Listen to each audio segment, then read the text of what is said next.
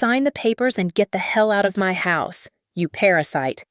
The thick stack of divorce documents slammed into my face with enough force to split my lip, the sharp edges of the paper slicing across my cheek like a paper cut from hell.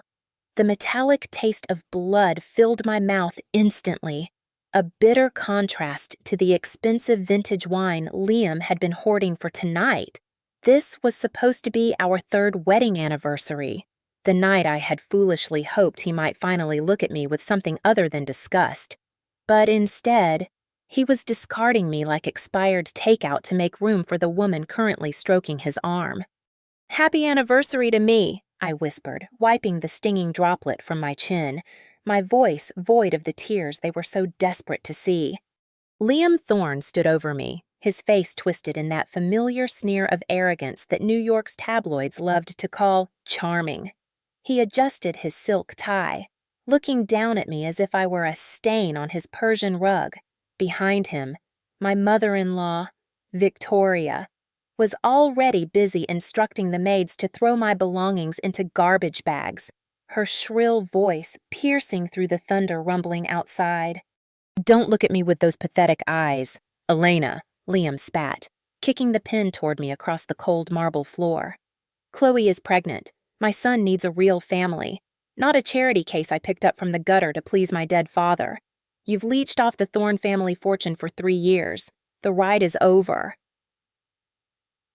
I looked at the pen spinning on the floor. Then I looked at Chloe Banks. The washed-up model was wearing my silk robe, her hand resting protectively over a stomach that looked suspiciously flat for someone claiming to be 3 months along. She smirked at me, a predator looking at wounded prey, and mouthed the word loser. 3 years, I said, my voice steady, betraying none of the rage boiling in my veins. I bent down, not to beg, but to pick up the pen. "You are right, Liam, the ride is definitely over." "Did she just talk back to me?" Victoria screeched, marching over with a glass of champagne in hand. "You ungrateful little gold digger. We gave you a roof over your head, food in your belly, and this is how you repay us, by dragging your feet. Sign it, my son is going to be a father to a senator's grandchild, not remain the husband of a nobody." I uncapped the pen. The sound was a sharp click in the tense silence of the room. They expected hesitation. They expected me to fall to my knees and plead for mercy, to beg for a settlement, or at least alimony, but I didn't even read the terms. I knew what they were: $0, 0 assets, total humiliation. I pressed the tip to the paper and signed Elena Sterling with a flourish that nearly tore through the page. "Done," I said, tossing the documents onto the coffee table. "You just set fire to your own house. Liam, I hope you enjoy the warmth." "Is that a threat?" Liam laughed, a hollow, barking sound. He grabbed my arm, his grip bruisingly tight, and shoved me toward the heavy oak doors. "Security, get this trash off my property. If she resists, break her legs and tell the police she slipped on the ice." 2 burly security guards, men I had made coffee for every morning for 1,000 days, stepped forward with stone-cold expressions. They grabbed me by the shoulders, their fingers digging into my flesh, and dragged me backward. I didn't struggle. I didn't scream. I just locked eyes with Liam, memorizing the look of triumph on his face. I wanted to burn this image into my retina so that when I destroyed him, the contrast would be that much sweeter. "Get out!" Victoria yelled, throwing a heavy suitcase after me. It hit the back of my legs, sending a jolt of pain up my spine, but I refused to stumble. The heavy doors slammed shut with a finality that shook the ground beneath my feet. I was standing in the middle of a blizzard. The New York winter was unforgiving tonight, the wind howling like a banshee as it whipped snow against my thin sweater. I shivered violently, the cold biting into my skin like 1,000 tiny needles.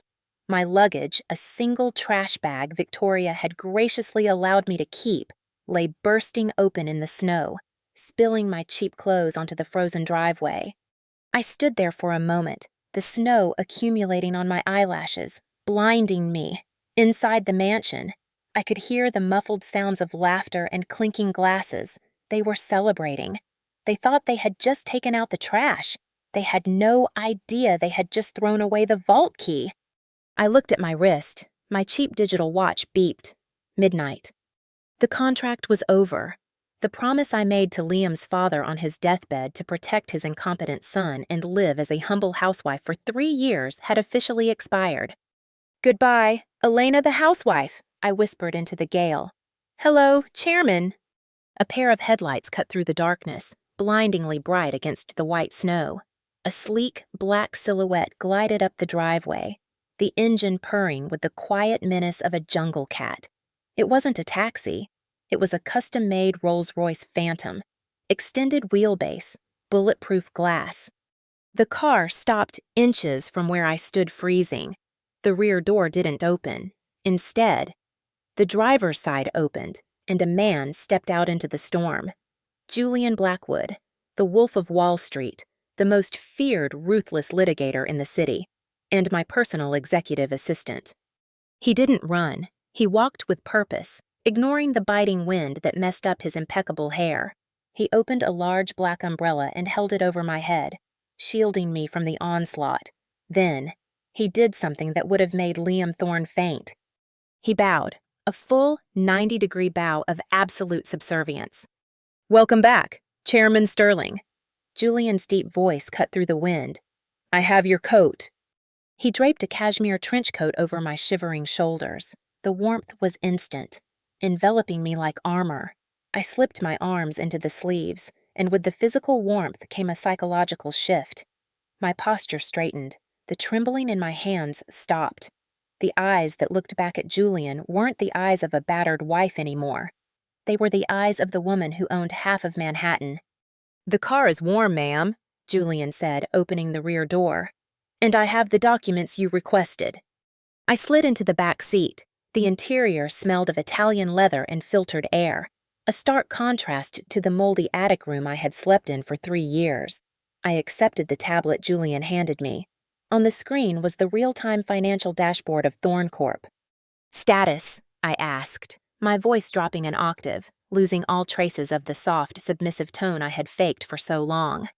Julian settled into the seat opposite me as the car began to move, gliding effortlessly over the icy road.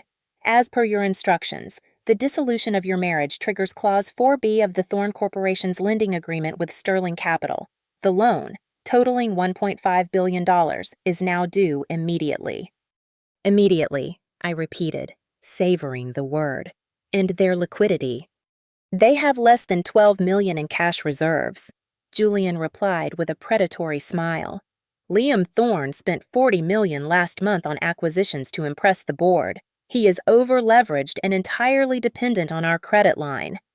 I looked out the tinted window. We were passing the gate of the Thorne estate. I could see the lights of the party still blazing. Liam was probably making a toast right now. "Execute the margin call," I ordered, tapping the screen. "Freeze their corporate accounts, cancel their credit lines, and send a notification to the bank to foreclose on the mansion. I want them to wake up homeless." "Consider it done." Julian tapped on his phone. "And the mother, Victoria Thorne. She loves shopping, doesn't she?" I recalled the credit card notifications that used to ping on my secret phone daily. "She's currently using the black card I authorized under the shell company. Cut it, mark it as stolen. Let the police handle her the next time she tries to swipe it." "Brutal," Julian noted, though his tone was full of admiration. "What about the girl Chloe Banks?" "The fake senator's daughter." I let out a dry, cold laugh. "Let her enjoy her victory lap. When a rat boards a sinking ship, you don't warn the rat, you just let it drown." The tablet in my hand beeped. The execution order was sent. Somewhere in a server room in New Jersey, algorithms were already tearing Liam's empire apart piece by piece. "Where to, Chairman?" Julian asked as we merged onto the highway toward the glittering skyline of Manhattan. "The penthouse," I said, leaning back and closing my eyes. "I need a shower to wash the stench of poverty off me. And Julian—" "Yes, ma'am." "Prepare a press release for tomorrow morning," I said, opening my eyes, which were now cold and sharp as diamonds. Announce that Sterling Capital is acquiring a distressed asset. I want Liam to see my name on every ticker in Times Square while he's begging for change. Understood. It will be a bloodbath. The car accelerated, leaving the stormy suburbs behind. I touched the bruise on my cheek where the papers had cut me. It throbbed, a rhythmic reminder of the humiliation. Pain is good.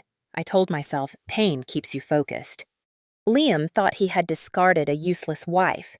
He didn't realize he had just declared war on the biggest shark in the ocean. And tomorrow, when the market opened, I was going to eat him alive. The sound of a cell phone vibrating against a glass table drilled into Liam Thorne's skull like a jackhammer. He groaned, pressing a silk pillow over his face to block out the harsh morning sun streaming into the master bedroom. His head throbbed with the dull, rhythmic ache of a hangover that cost $10,000 to acquire. Beside him, Chloe was still asleep, her arm draped possessively over his chest, muttering something about a yacht in her sleep. For a brief second, Liam felt like the king of the world. He was free, he was rich, and the dead weight named Elena was finally gone. Then the vibration stopped, and a ringtone began the screeching emergency alert tone he had assigned to his chief financial officer. What? Liam barked into the phone, sitting up and shoving Chloe's arm aside. This better be good. Marcus, I have a headache. Turn on the TV. Liam! Turn it on now, Marcus screamed on the other end, his voice cracking with panic. The stock. It's free-falling. Someone triggered the debt clause. Liam grabbed the remote and jabbed the power button. The massive wall-mounted screen flickered to life, tuned to the financial news network.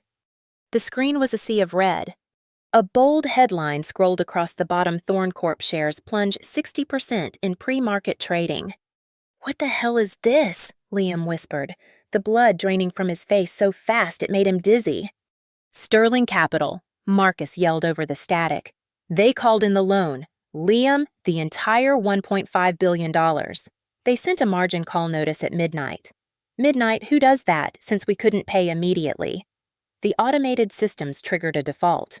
The bank froze our operating accounts at 9 a.m. sharp. We can't even buy paper clips right now. Sterling Capital. Liam's hand shook. That's impossible. My father had a handshake deal with them. They are our partners. There are no handshakes in a slaughterhouse.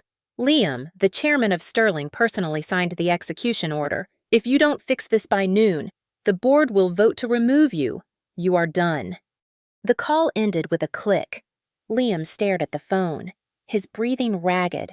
He looked around the luxurious room, the gold leaf ceiling, the velvet curtains, and suddenly, everything looked like it was made of smoke, ready to vanish. 5 miles away, on Fifth Avenue, Victoria Thorne was strutting into the VIP section of Maison de Luxe. She tossed her fur coat to a waiting assistant without looking at him and pointed a manicured finger at a diamond necklace displayed in a glass case. That one, she commanded. And the matching earrings. Wrap them up. I need something sparkly to celebrate getting rid of a rodent in my house. Of course, Mrs. Thorne. The sales associate beamed, sensing a massive commission. He swiped the black credit card she handed him with reverence. Beep. The machine let out a harsh, dissonant error tone. Victoria frowned, tapping her foot impatiently against the marble floor. Well, don't just stand there. Swipe it again. The chip is probably dusty. My apologies, ma'am, the associate said, his smile faltering slightly. He swiped it again. Beep, beep. Declined, he said, his voice dropping to an awkward whisper. It says, reported stolen. Stolen! Victoria shrieked, her voice echoing through the silent boutique, heads turned. Do you know who I am? That is a black card. It has no limit. My son is the CEO of Thorne Corp. I am aware, Mrs. Thorne, the associate said, his demeanor shifting from obsequious to icy cold in a split second. But the bank's instructions are specific. He reached under the counter and pulled out a pair of large, silver scissors. What are you doing? Victoria gasped, clutching her pearls. Procedure, ma'am, he said, with a satisfying snip. He cut the black plastic card in half, then he cut it again. The pieces fell onto the glass counter with a pathetic clatter. "Please leave the store. We have paying customers waiting." You low-class clerk?" Victoria stammered, her face turning a blotchy red as she realized everyone in the store was staring at her, some even holding up their phones to film. "I will have you fired. I will buy this whole building and turn it into a public toilet." "Security," the clerk said flatly, not even looking up. Two guards in black suits materialized beside her. They didn't drag her, but their presence was a wall of intimidation. Victoria grabbed her purse, stumbling backward in her heels, the sound of snickering laughter following her out the door like a swarm of angry bees. Liam Thorne didn't bother with a driver. He sped his Ferrari through the crowded streets of Manhattan, weaving through traffic with reckless desperation. He had to get to Sterling Tower. He had to see the chairman. "It's a mistake," he muttered to himself, gripping the leather steering wheel until his knuckles turned white. "It's a clerical error, or maybe a test. Yes, a test from the old man's friends." He parked illegally in front of the towering glass skyscraper that served as the headquarters of Sterling Capital. This building was a fortress of money, a place where fortunes were made and destroyed with a keystroke. He stormed into the lobby, ignoring the queue at the security desk. "I need to see the chairman," Liam shouted at the receptionist, a young woman with glasses who didn't look up from her screen. "Tell him Liam Thorne is here. It's an emergency." The receptionist slowly lifted her eyes. There was no recognition, no fear, just boredom. "Do you have an appointment, Mr. Thorne?" "I don't need an appointment. I own Thorne Corp." Liam slammed his hand on the desk, causing her coffee mug to rattle.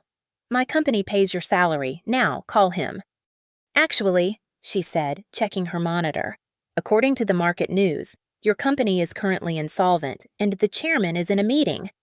"I am going up," Liam snarled, moving toward the elevators. Two security guards stepped in his path. They were twice his size, built like tanks. Liam stopped, panting. He realized with a sickening jolt that his name meant nothing here. Without money, he was just a loud man in a wrinkled suit. "Please," Liam's voice cracked, shifting from arrogance to begging in a heartbeat. Just 5 minutes. Tell him it's about the debt. I can explain everything, please." The receptionist watched him for a long moment, enjoying his desperation. Then she picked up the phone. "Chairman, he is here." "Yes, he is begging." "Understood." She hung up. "Top floor, boardroom 1, you have 3 minutes." The elevator ride up felt like an ascent to the gallows. The doors opened to a sleek, minimalist corridor that smelled of cold ambition and expensive cologne. Liam walked toward the double doors at the end of the hall. His heart was hammering against his ribs like a trapped bird. He pushed the doors open. The boardroom was massive, dominated by a long table made of black obsidian. The city skyline was visible through the floor-to-ceiling windows, but the blinds were drawn, casting the room in shadow. At the far end of the table, a high-backed leather chair faced away from him. A figure was seated there, obscured by the high headrest. Julian Blackwood stood beside the chair, looking at his watch. "You're late, Liam," Julian said, his voice smooth and dangerous. "Julian," Liam blinked, confused. "What are you doing here? You're just an assistant." He ignored him and focused on the chair. "Mr. Chairman, thank you for seeing me. There has been a terrible misunderstanding. The divorce. It was a personal matter. It shouldn't affect business." The chair didn't move. "My ex-wife, Elena," Liam continued, his voice gaining confidence as he threw me under the bus. "She was a leech, useless. She contributed nothing to my success.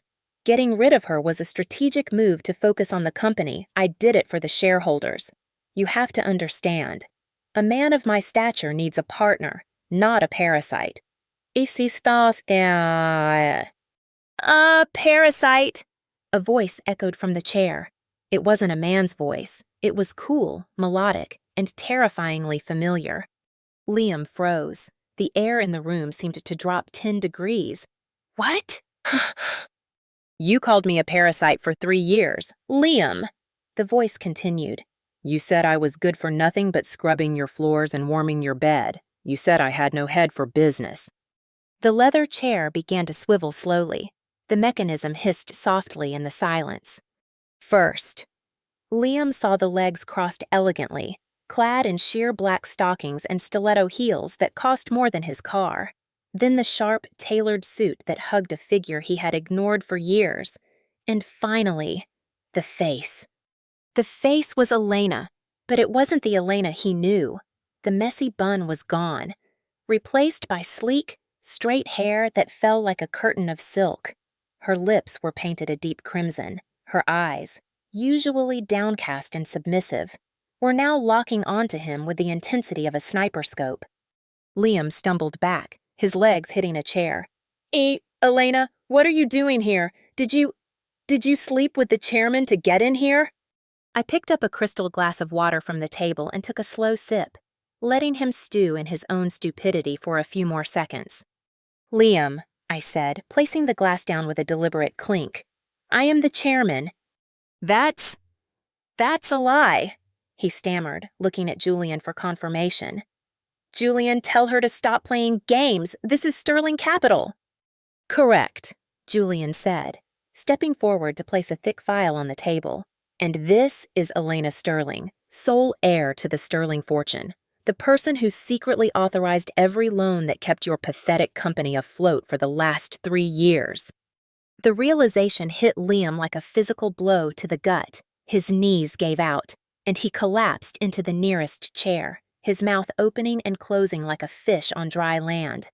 You are the lender, he whispered. I am the owner of your debt, I corrected him, leaning forward, my elbows resting on the obsidian table. And I am the owner of your mortgage, and as of 5 minutes ago, I am the majority shareholder of Thorn Corp. I slid a single sheet of paper across the long, black table. It stopped perfectly at the edge, right in front of him. This is a surrender of assets, I said. It signs over your remaining personal shares to cover the interest on the loan you defaulted on this morning. Sign it, and I might let you keep your car. Don't sign it, and I will have my lawyers audit every penny you spent on Chloe Banks and send you to prison for embezzlement. Liam looked at the paper, then he looked at me. The arrogance was gone, replaced by pure, unadulterated terror. Elena, honey, he tried, his voice trembling. We can work this out. We are family. I still love you. The divorce papers haven't been filed yet. We can tear them up. I laughed. It wasn't a happy sound. It was the sound of a guillotine blade dropping. Julian, I said, not breaking eye contact with my ex-husband. Show him the video from the gala tonight. Video, Liam asked. Oh, you didn't know. I smiled, a shark baring its teeth. I'm throwing a party to celebrate my new acquisition, and you, my dear husband, are going to be the entertainment. The silence in the boardroom was heavy enough to crush lungs. Liam Thorne stared at the document in front of him, his eyes darting back and forth like a trapped rat looking for a sewer grate. Then, a slow, sickening smile spread across his face. He stood up, adjusting his jacket, and leaned over the black obsidian table with a confidence that made my stomach turn. I knew it, he whispered, his voice dripping with sudden, fake warmth. I knew you were hiding something, Elena, and I knew you still loved me. That is why you bought the debt, isn't it, to keep it in the family? He reached out, trying to touch my hand. I pulled back as if he were radioactive. You really are delusional, I said, my voice flat. Come on, honey, Liam chuckled, walking around to the table toward me. I see what you are doing. You are playing hard to get. You want me to prove I am worthy of you. That is why I pushed you away last night. I had to protect you from the stress of the IPO. I did it for us. Chloe, she means nothing. She was just a distraction to keep the press off your back. The audacity was breathtaking. He was rewriting history in real time, believing his own lies. He stopped inches from my chair. His cologne, a scent I used to associate with safety, now smelling like desperation and cheap whiskey. We can rule this city together, he murmured, reaching for my shoulders. With your capital and my vision, tear up this surrender agreement. Let's go home. I looked at Julian. Julian looked at me. He didn't need to speak. The disgust on his face mirrored my own. Julian, I said softly, do you remember how they dragged me out into the snow last night? Vividly, Chairman, Julian replied, cracking his knuckles. Recreate it, I ordered. But use the freight elevator. I don't want his smell lingering in the lobby. Liam's smile vanished. Wait, what? Julian moved faster than a striking cobra. He didn't ask nicely. He grabbed Liam by the back of his collar and the seat of his pants. Get your hands off me, Liam shouted, his voice cracking as he was hauled backward. Elena, you can't do this. I am your husband. I own this town. You own a mountain of debt and a fake reputation, I said, turning my chair back to the window. And Liam, don't forget your coat. It's cold outside. The double doors slammed shut, cutting off his protests. The silence returned, clean and pure, but it didn't last long. My phone buzzed. It was the head of building security. Chairman Sterling. The guard's voice was tense. We have a situation in the plaza. A woman claiming to be your mother-in-law is trying to smash the glass doors with her shoe. The press is swarming her. I walked to the floor-to-ceiling window and looked down. 40 floors below. A tiny speck in a fur coat was causing a riot. Victoria Thorne. She had come to save her son. Or more likely, to save her credit rating. Let her scream, I said, watching the ants down below. In fact, give her a microphone, and Julian hack the external display screens.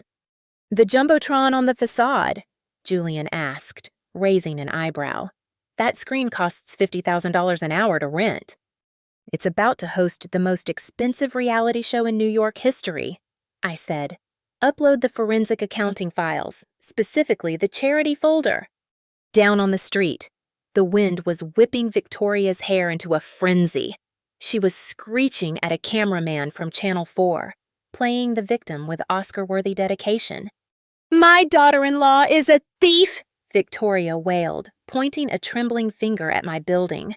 She seduced my son, stole our secrets, and now she has locked us out of our accounts. She is abusing the elderly. Look at me, I am freezing. She left me with nothing. The crowd of onlookers, mostly tourists and Wall Street sharks on their lunch break, murmured in sympathy. A few people booed at the silent glass tower. Victoria, sensing the crowd was on her side, ramped up the drama. She fell to her knees, sobbing dry tears. She is a monster, Victoria screamed. She wouldn't even give a penny to the orphans our foundation supports. That was the cue. I pressed the enter key on my tablet. A low mechanical hum vibrated through the plaza as the massive 3-story LED screen on the side of Sterling Tower flickered to life. The advertisements for luxury watches vanished. The screen went black for a second, silencing the crowd. Then, a giant image appeared. It was a scanned receipt, high definition, undeniable. The Thorne Family Charity Foundation Expense Report, December 25th. The crowd gasped. The text was large enough to be read from New Jersey. Item vintage crocodile handbag. Price $65,000. Source of funds orphanage heating fund. Victoria froze mid-sob. She looked up, her mouth hanging open. The screen changed. Another receipt. Item Botox and filler treatment. Price $12,000. Source of funds Veterans Disaster Relief. Oh my God! Someone in the crowd shouted. She stole from the vets? The sympathy evaporated instantly. The murmurs turned into an angry roar. The New York crowd, unforgiving and fierce, turned on her. Thief! A woman yelled, throwing a half-eaten bagel that hit Victoria's shoulder. Gold digger! Another man shouted. Victoria scrambled to her feet, looking around wildly. The cameras were no longer filming her as a victim. They were zooming in on her panic. She tried to cover her face, but there was nowhere to hide. The giant screen looming over her was relentless, scrolling through page after page of her embezzlement. Just then, the side doors of the building burst open. Liam stumbled out, thrown onto the pavement by my security team. He landed hard on his hands and knees, right next to his mother.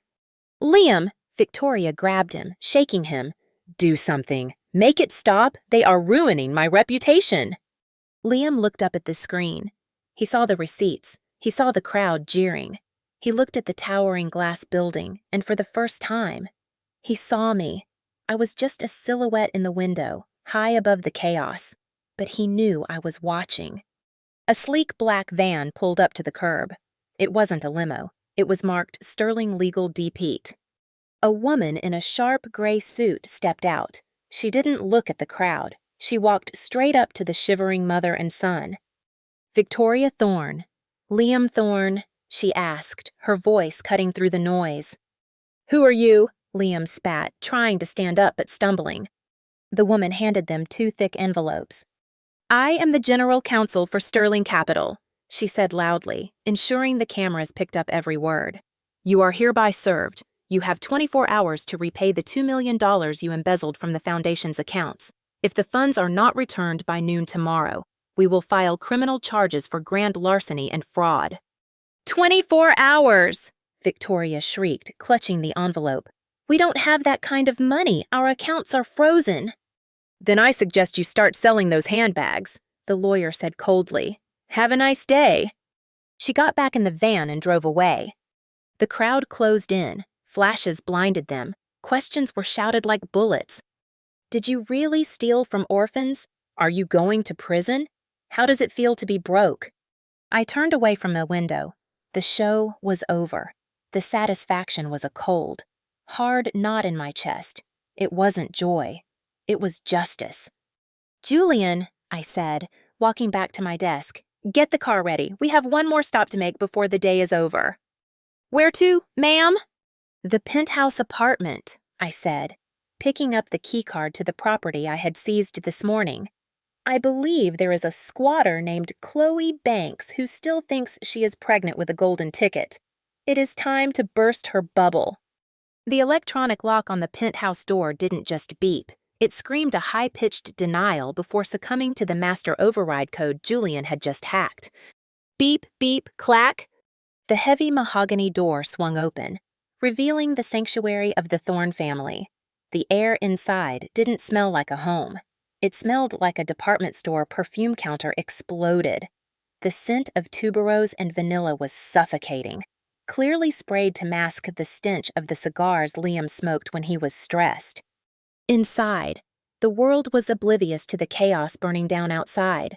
Soft jazz was playing from the surround sound system, a saxophone wailing lazily in the background, and there, lounging on my favorite Italian leather sofa, was Chloe Banks. She was wearing a silk kimono, my silk kimono, and holding a crystal flute filled with amber liquid. Her feet were propped up on the coffee table, right on top of a stack of fashion magazines. She looked like a queen surveying her kingdom, completely unaware that the castle had already been seized.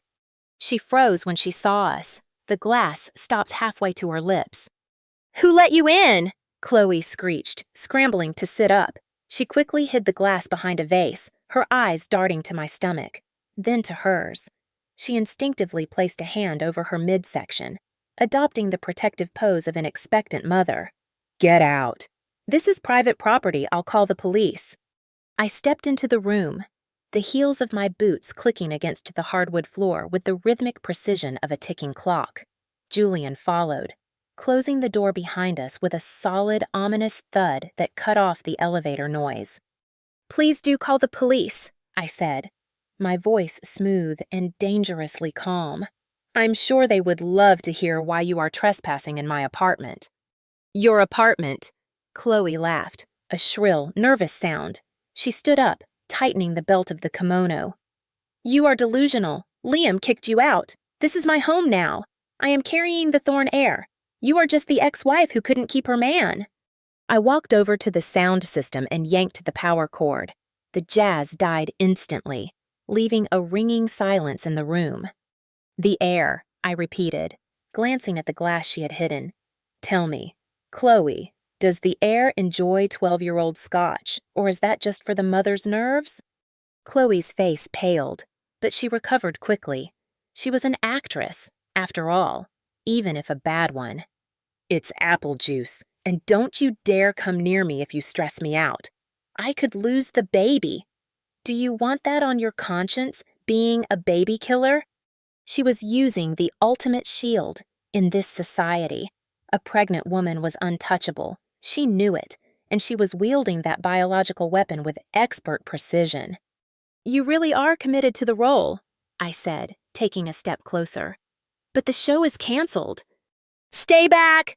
Chloe shrieked. Then she did something that made Julian audibly sigh in annoyance. She threw herself backward. It was a clumsy, theatrical performance.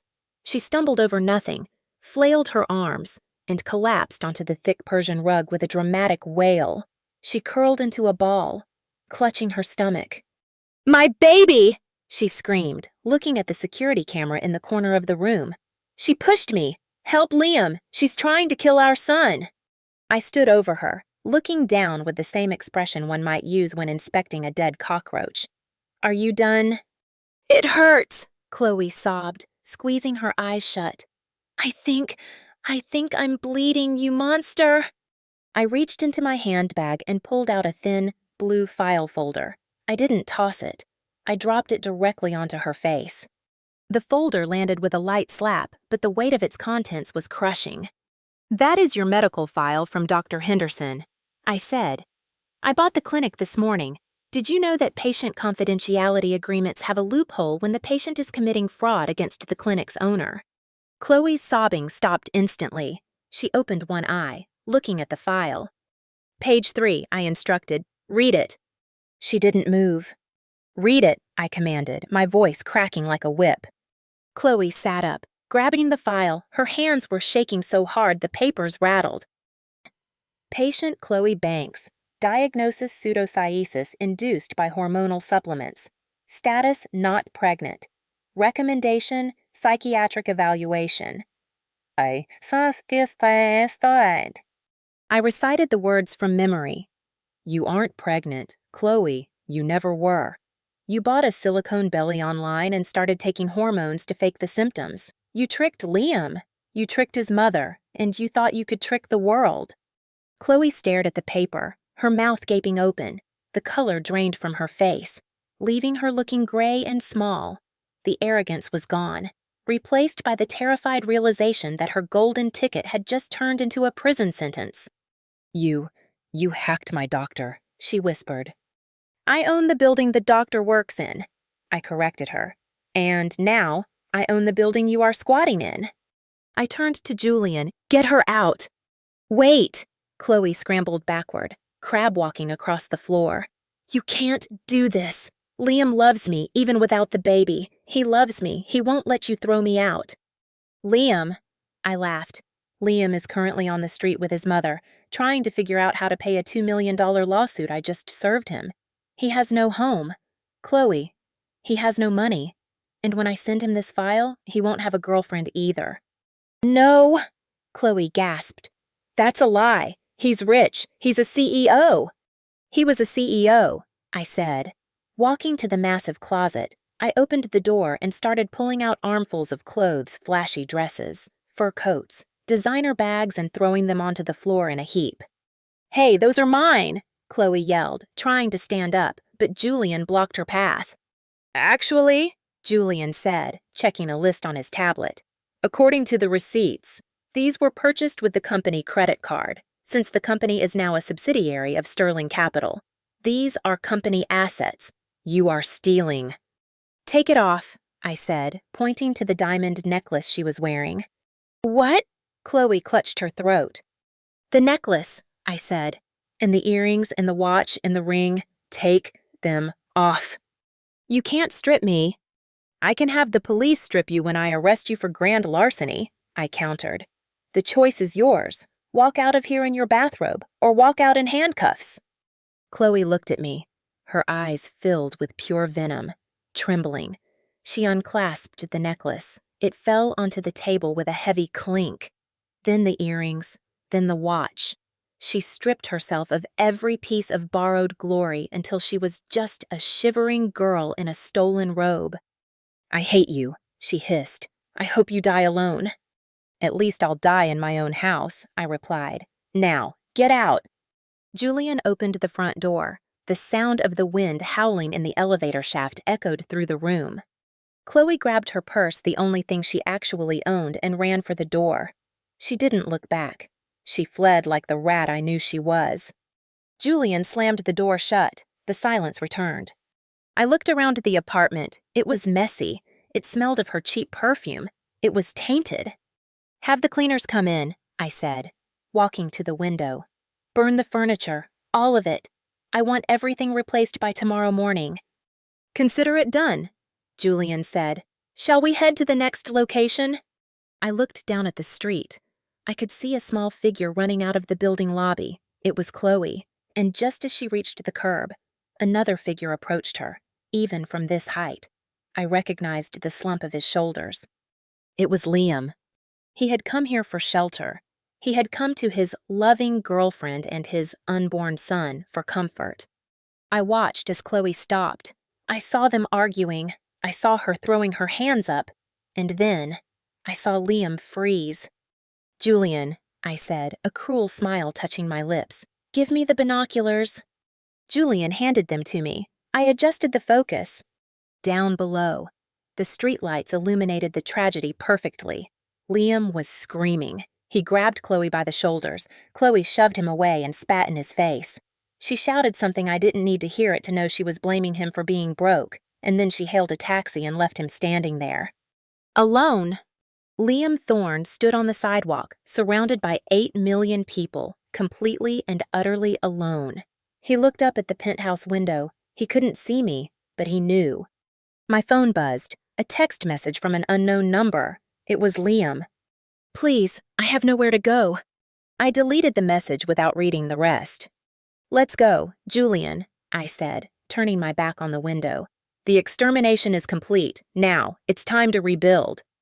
There is one loose end, Chairman, Julian said, his voice low.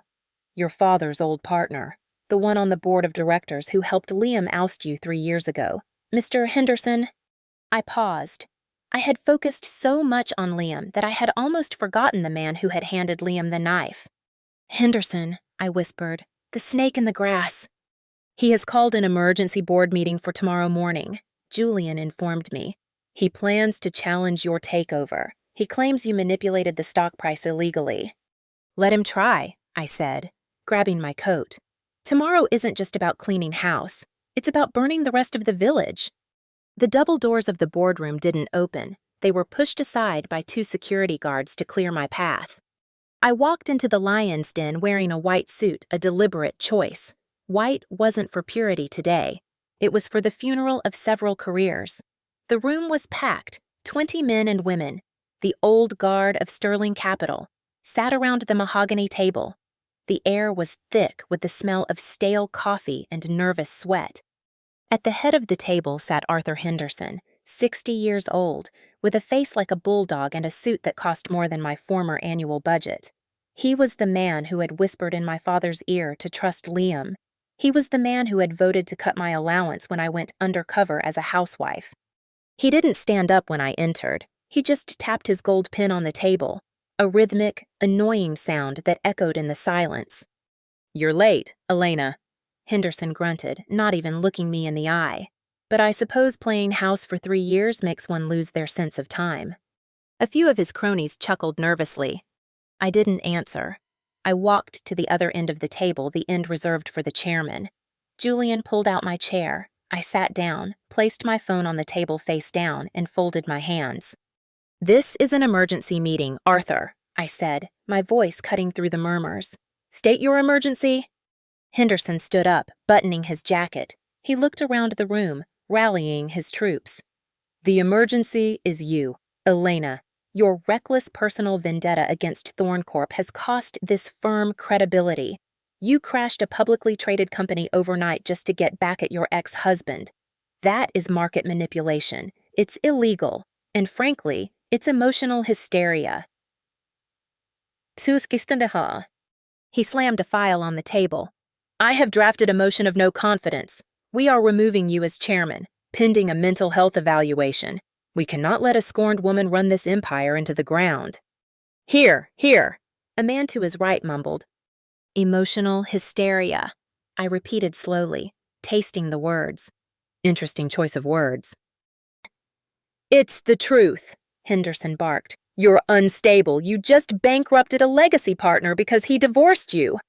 I bankrupted a delinquent borrower because he defaulted on a loan. I corrected him calmly. That is standard business practice. Or did you forget how to read a contract? Arthur, I built this company with your father, Henderson shouted, his face turning a shade of purple. I won't let a little girl destroy it. The intercom on the table buzzed. It was the receptionist. Chairman Mr. Liam Thorne is here. He says he has an appointment with Mr. Henderson. The room went dead silent. Henderson's eyes widened. He looked at the intercom, then at me, then at the door. I didn't, Henderson stammered. Let him in, I commanded. The doors burst open. Liam Thorne stumbled in. He looked like a wreck. His suit was rumpled, his tie was loose, and he smelled like he had bathed in gin. But his eyes were wild with a strange mixture of hope and madness. He didn't look at me. He ran straight to Henderson. Arthur, Liam yelled, grabbing the old man's lapels. You promised. You said if I divorced her, you'd secure the new funding. You said you'd push her out.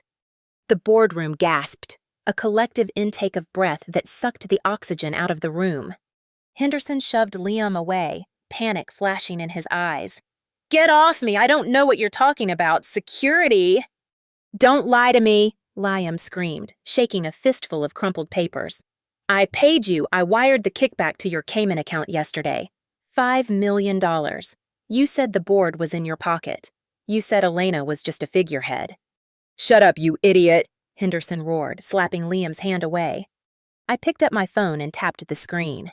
The large presentation monitor behind me flared to life. It wasn't a graph. It was a bank transfer record. Cinder Thorne Corp. Offshore recipient, AH Holdings, Cayman Islands, amount $5,000 date, yesterday. Thank you for the confession. Liam, I said, my voice cool as ice water. The room turned to look at the screen, then at Henderson. The old man slumped into his chair, the fight draining out of him instantly. He was no longer a bulldog, he was a deflated balloon. This is a fabrication, Henderson wheezed. It is a SWIFT transaction record verified by the bank, I said, standing up. You took a bribe to sabotage your own firm's chairman. That is corporate espionage, embezzlement, and fraud. I looked around the table. The cronies who had chuckled earlier were now staring at their shoes, terrified. Arthur Henderson, I announced, my voice ringing with absolute authority. You are fired, effective immediately. Your stock options are revoked under the morality clause. Security will escort you out. You can't do this, Henderson shrieked as two guards hauled him up by his armpits. I know where the bodies are buried. Elena, I will ruin you. You're welcome to try, I said, but do it from a cell. They dragged him out, his expensive Italian loafers dragging on the carpet. Liam stood alone in the middle of the room, panting. He looked at the empty chair where his only ally had just sat. Then he turned to me. Elena, he whimpered. I helped you. I exposed him. Does that count? Can you stop the foreclosure? I walked around to the table until I was standing right in front of him. I could see the sweat on his forehead, the desperation in his bloodshot eyes. You didn't expose him to help me. Liam, you did it because you're a drowning man grabbing at a snake. I said, and no, it doesn't count. I turned to the rest of the board. Anyone else want to propose a motion of no confidence? Silence, absolute, terrified silence. Good, I said.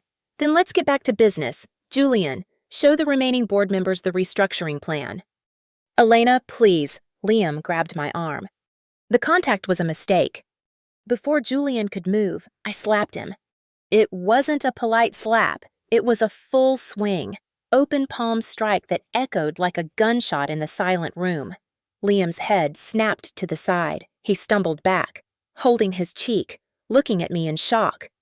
Don't ever touch me again, I whispered, my voice low and dangerous. Security, Take this trash to the curb, and if he comes back, call the police for harassment. Liam was dragged out, sobbing. The doors closed. I looked at the remaining board members. They were pale. They were sweating. They were mine. Now, I said, smoothing my jacket. Who wants to explain why our Asian market shares are down 2% yen? The meeting continued. No one dared to breathe too loudly. I sat back in my chair, the adrenaline fading into a dull throb. I had purged the house. I had purged the company. I was unstoppable. But as I looked out the window at the gray New York sky, a small, nagging thought pricked at the back of my mind. Henderson had said he knew where the bodies were buried. It was an idle threat from a desperate man. Or was it? My phone buzzed again, a private number. I picked it up. Hello. You play a rough game, Ms. Sterling. A distorted voice spoke. It wasn't Henderson. It was deeper, calmer. But you forgot one thing. Who is this? I demanded. Henderson wasn't working alone, the voice said. Check your brakes before you drive home tonight. The line went dead. I looked at Julian. Cancel the car. Ma'am? We're taking the helicopter, I said, grabbing my bag. And call the bomb squad to sweep the Rolls-Royce. The war wasn't over. It had just escalated. The wind on the helipad whipped my hair across my face, stinging my eyes. But I didn't blink. I stood on the edge of the Sterling Tower roof, looking down 60 stories to the street below. It was too high to see details, but the cluster of flashing red and blue lights was unmistakable. Step back, Chairman. Julian shouted over the roar of the helicopter blades spinning up behind us. He pressed an earpiece tight against his ear. The NYPD bomb squad robot is approaching the vehicle now. I gripped the cold steel railing. My Rolls-Royce, the car I had been sitting in just 2 hours ago, was parked in the VIP loading zone. Is it a bluff? I yelled back, my voice barely audible over the mechanical whir of the chopper. Did Henderson just want to scare me? Julian didn't answer. He was listening to the police frequency. His face, usually a mask of stoic calm, tightened. They found a receiver, Julian said, looking at me with grave intensity.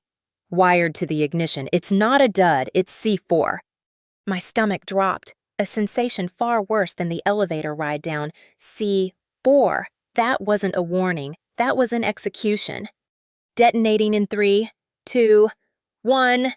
Julian counted down. Boom!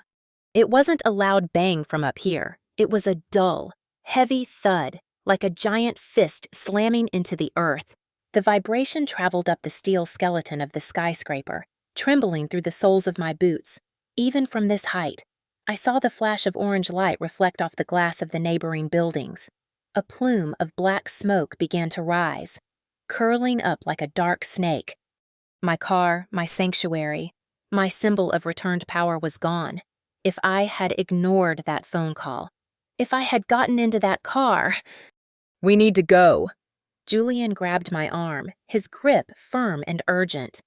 The airspace is only clear for 2 minutes. Whoever planted that might have a backup plan. I turned away from the edge, my heart hammering a frantic rhythm against my ribs.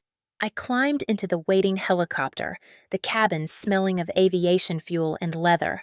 Julian jumped in after me and slid the heavy door shut, sealing out the wind. The sudden silence was deafening. Headsets on. The pilot's voice crackled through the intercom. Taking us to the secondary location. The chopper lurched upward, banking hard over the Hudson River. I watched the smoking crater on the street shrink until it was nothing but a smudge on the city grid.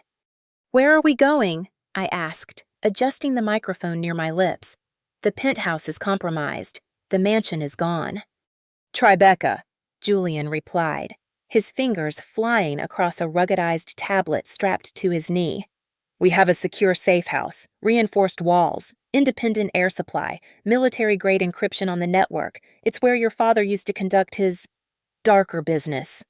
My father was an investor, I said, though the words felt hollow. Your father was a man who knew that in New York. Money attracts sharks, Julian corrected. And right now, we are bleeding in the water. The flight was short. We landed on a nondescript roof in Tribeca. greeted not by doormen, but by 4 armed private contractors who looked like they ate nails for breakfast. They escorted us down a freight elevator into a converted industrial loft. The safe house was a fortress disguised as an apartment. Steel shutters covered the windows. A wall of monitors displayed camera feeds from every angle of the building. It was cold, sterile, and safe. I threw my coat onto a metal chair and paced the concrete floor. The adrenaline was starting to fade, replaced by a cold, simmering rage. "Find him," I ordered. "I want to know who tried to turn me into ash." Julian was already at the main console, typing furiously. The sound of his keystrokes was rapid, aggressive, like gunfire. "I traced the call," Julian said, his eyes scanning lines of code cascading down the screen. "It was routed through 3 different servers: Russia, Brazil, and a burner node in Queens. But the voice print, I ran it through the underworld database." "And?"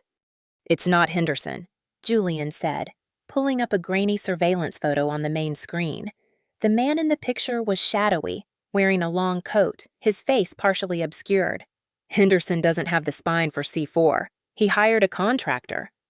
"Who?" "They call him the Viper," Julian said, the name hanging in the air like a curse.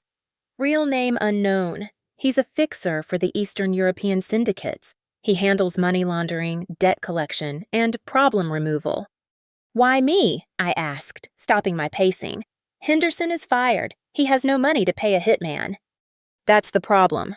Julian turned his chair to face me. "Henderson wasn't just taking bribes from Liam.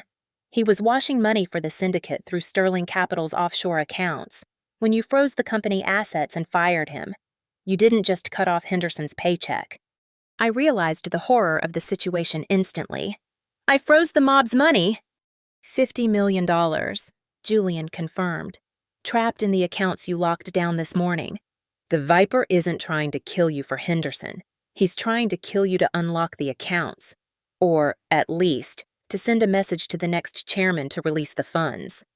I walked over to the minibar and poured a glass of water. My hand was steady. I was surprised by my own calm. I had dealt with a cheating husband, a thieving mother-in-law, and a corrupt board member. But the mob, this was a different beast. "So," I took a sip, "if I die, the accounts unfreeze." "Eventually," Julian said, "or they force Liam to sign something. They need chaos to move the money. You are the padlock." "And Henderson?" "Likely dead," Julian said without emotion. "Or wishing he was. He lost their money. The Viper doesn't accept apologies." I looked at the monitors. The city outside looked peaceful, glittering in the twilight. But I knew there were wolves out there, wolves that didn't care about lawsuits or public shaming. "We have 2 options," Julian said, standing up and checking the clip of a handgun I hadn't noticed he was carrying. "Option A. We go into lockdown. We fly you to a private island. I hire an army, and we wait for the FBI to dismantle the syndicate. It could take years." "I don't run," I said immediately. "What's option B?" "Option B is dangerous," Julian warned. "We negotiate. We give them the money back." "Give them the money." I slammed the glass down, shattering it. "Absolutely not. My father built this company on integrity. I am not becoming a laundromat for murderers." "Then they will keep coming," Julian said. "Today was a car bomb. Tomorrow it's a sniper. The day after, they grab someone you care about." "I don't have anyone left to care about," I reminded him. "They took my family. They took my marriage." I looked at the shattered glass on the table. A jagged shard caught the light. "There is an option C," I said softly. Julian raised an eyebrow. "I'm listening." "They want the money," I said, a plan forming in my mind, reckless, insane, and perfect. "So let's use it. Money is the only language they speak." "You want to pay them?" "No," I smiled, and it was the coldest smile I had ever worn. "I want to buy them." "Chairman?" "The Viper is a contractor." "Right," I asked, walking over to the console. "He works for the highest bidder. He doesn't care about the syndicate. He cares about the paycheck." "In theory." Julian hesitated. "But contacting him is suicide." "Call him," I ordered. Elena. Call him, I shouted. Use the number he called me from. He'll be expecting me to be dead or crying in a police station. Let's surprise him. Julian sighed, shook his head, but typed in the command. The speakers crackled. The line rang. Once, twice. Click. Ms. Sterling. The distorted voice returned. It sounded amused. I heard you had some car trouble. A pity. It was a nice vehicle. Cut the crap, I said, leaning into the microphone. I know who you are. I know you work for the syndicate, and I know you're missing $50 million. Correction, the Viper said smoothly. My employers are missing $50 million. I am just the repo man, and I always collect. I'm sure you do, I said. But here is the situation. Henderson is useless to you. Liam Thorne is a bankrupt idiot. Neither of them can open those accounts, only I can. Then perhaps I should pay you a visit. The voice darkened. I have very persuasive tools. Or, I cut him off, you can listen to a business proposition. There was a silence on the other end, curiosity. It was the weakness of all greedy men. I'm listening. You are a fixer, I said. You clean up messes. Well, I have a mess, a very large mess named the Thorne family and a syndicate that is annoying me. Are you asking me to betray my employers? The Viper laughed. That is a very short career path. I'm offering to double their fee. I lied effortlessly. $100 million, wired to an offshore account of your choice. Clean, untraceable. You walk away rich. I walk away alive. And in exchange, you stop hunting me, I said, and you bring me the head of the operation. I want the person who ordered the hit. You want me to sell out the syndicate boss? I want to buy his seat at the table, I said. Meet me. Midnight. The abandoned shipyard in Brooklyn. Come alone. If I see one sniper, I delete the encryption key and the money vanishes forever. Midnight. The Viper mused. If this is a trap, Ms. Sterling, I will peel the skin from your bones. If you're late, I countered, I'll donate your $100 million to the police retirement fund. Click. The call ended. Julian stared at me as if I had grown a second head. You just invited a hitman to a meet, Julian whispered, and you offered him $100 million we don't have liquid access to. I bought us time, I said, grabbing my coat again, and I bought us a location. You're not actually going to the shipyard. Of course I am, I said, checking my reflection in the dark monitor. But I'm not going alone, and I'm not bringing money. What are you bringing? I'm bringing the entire U.S. Attorney's Office, I said. Get the district attorney on the phone. Tell him I have the Viper and the syndicate's ledger on a silver platter. I'm going to turn this assassination attempt into the biggest RICO bust in New York history. You're using yourself as bait, Julian realized. If the police are 1 second late, then I die, I said, walking toward the elevator. But at least I won't die hiding in a bunker like a coward. Are you with me, Julian? Julian checked his gun again. He looked at me, a mixture of fear and absolute devotion in his eyes. Always, Chairman. Good. I pressed the button. Let's go to war. The Brooklyn Navy Yard at midnight was a graveyard of rusted metal and silence. The fog rolled off the East River like thick, white smoke, swallowing the cranes that loomed overhead like skeletal giants. I stood in the center of an open loading dock, the damp air seeping through my coat, chilling me to the bone, underneath my silk blouse. A wire taped to my chest was itching, recording every sound. Somewhere in the shadows of the shipping containers, Julian was crouching with a team of FBI tactical agents. I couldn't see them. I prayed the Viper couldn't either. 2 minutes past midnight, I whispered, my voice barely carrying over the lapping water. He's not coming. Hold your position. Julian's voice crackled in my tiny earpiece. Thermal imaging just picked up a vehicle, 300 yards out, no lights. Oh.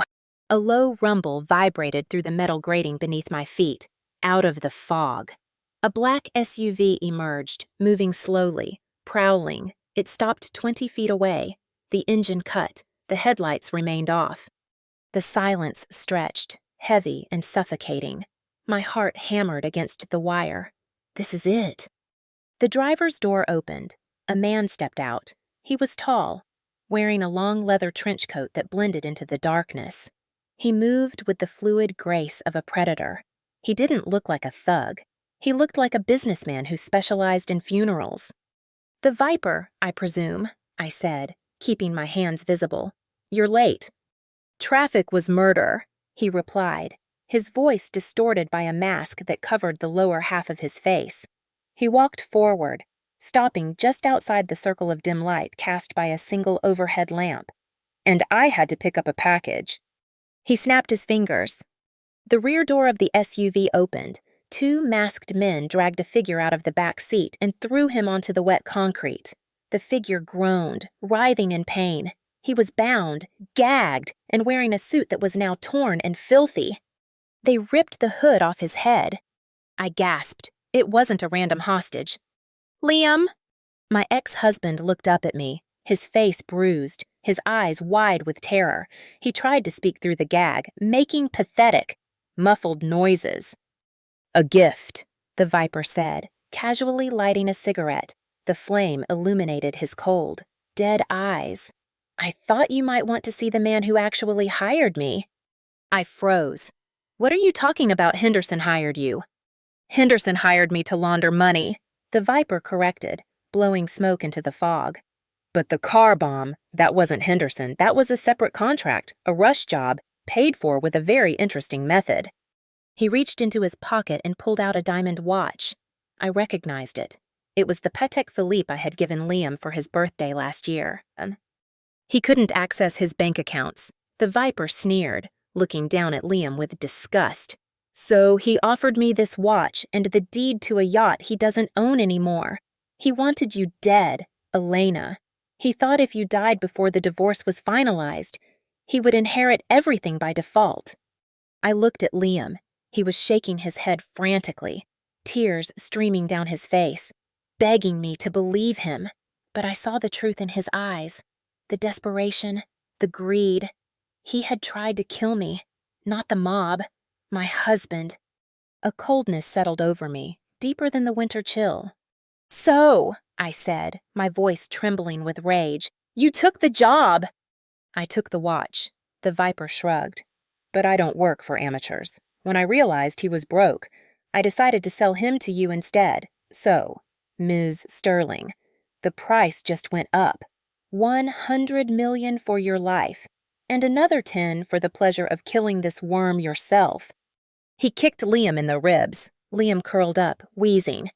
"I don't pay for garbage," I said, taking a step back, "and I don't negotiate with terrorists." The Viper dropped the cigarette. He stepped on it, crushing the ember. "Then you have no value." He raised a silenced pistol, aiming it directly at my forehead. "Now!" I screamed. The world exploded. Bang, bang, bang! Floodlights from the cranes blazed to life, blindingly white, turning the night into day. Federal agents dropped the weapon.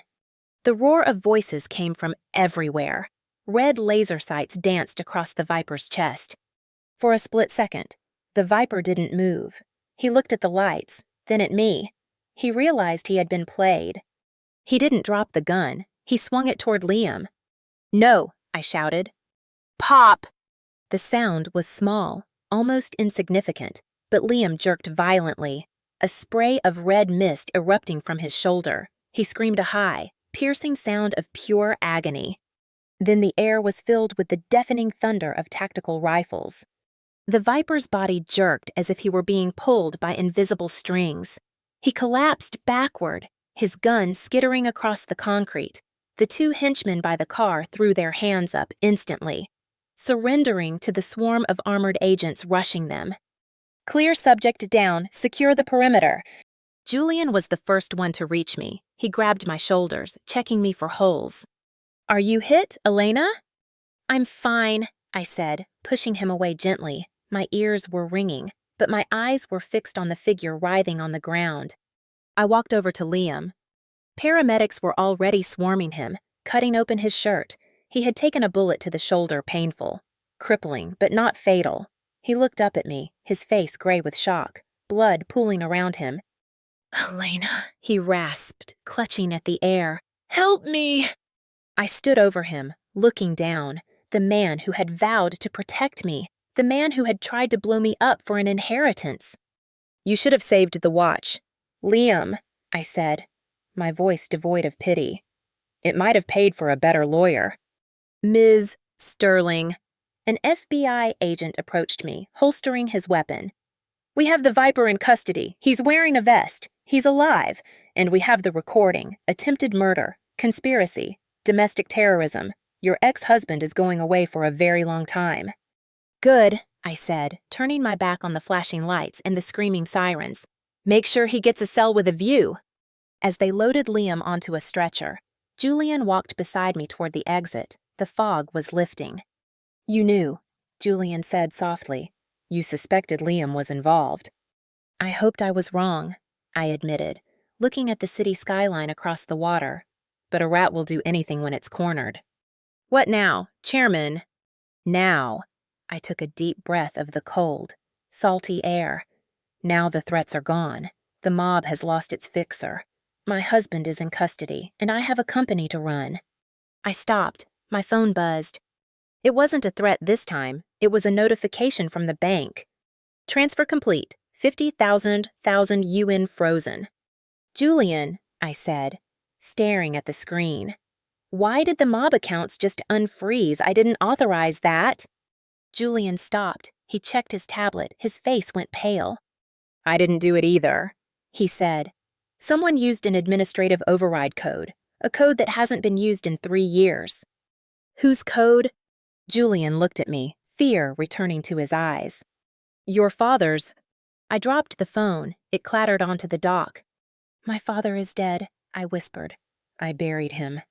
"Then we have a ghost in the machine," Julian said, "because that code just transferred the entire 50 million to a private account in Switzerland, under your name." The victory evaporated.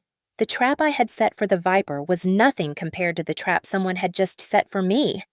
"They're framing me," I realized, the cold seeping back into my bones. "Laundering money, if the feds see that transfer." "They'll think you are the head of the syndicate," Julian finished. Sirens wailed in the distance, but this time, they sounded like a warning.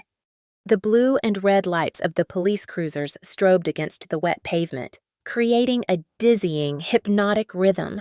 I stood near the edge of the dock, shivering slightly as the adrenaline from the shootout began to fade, replaced by the bone-deep chill of the New York harbor. FBI Agent Miller, the man who had just shaken my hand 5 minutes ago, was standing by his command vehicle.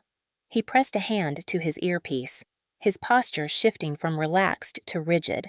I watched his face. The relief of capturing a hitman was gone, replaced by a cold, hard suspicion. He looked at the Viper being shoved into a van. Then he turned his head slowly to look at me. It wasn't a look of gratitude. It was the look a hunter gives a wolf in sheep's clothing. "Repeat that," Miller said into his radio, his voice carrying over the wind. "Confirmed the transfer originated from her device." My heart stopped. The trap hadn't just sprung. It had snapped shut around my neck. "Julian," I whispered, not moving my lips. "Miller knows." Julian was already moving. He was standing near the open door of an unmarked black sedan we had used to arrive. His hand was resting casually near his waistband, but I knew his fingers were hovering over the safety of his backup weapon. "Step away from the vehicle, Ms. Sterling," Miller shouted, his hand dropping to his holster. "Agents, secure the suspect. We have a code red on the money laundering." "Run," Julian hissed. He didn't wait for me to process it. He grabbed my arm and threw me into the back seat of the sedan. The heavy door slammed shut just as Miller drew his weapon. "Freeze federal agents." Julian vaulted into the driver's seat. He didn't fumble for keys. The engine roared to life with a push of a button. Tires screeched against the wet concrete, creating a cloud of white smoke that blinded the agents for a split second. Bang, bang! 2 bullets struck the rear bumper, metallic pings that vibrated through the chassis. "Get down," Julian yelled, spinning the wheel hard to the left. The car fishtailed, knocking over a stack of empty oil drums that rolled into the path of the pursuing police cruisers. We sped toward the exit gate, the speedometer climbing past 60, 70, 80 miles per hour. "They're blocking the main gate!" I shouted, looking out the rear window. 3 cruisers were drifting into formation to cut us off.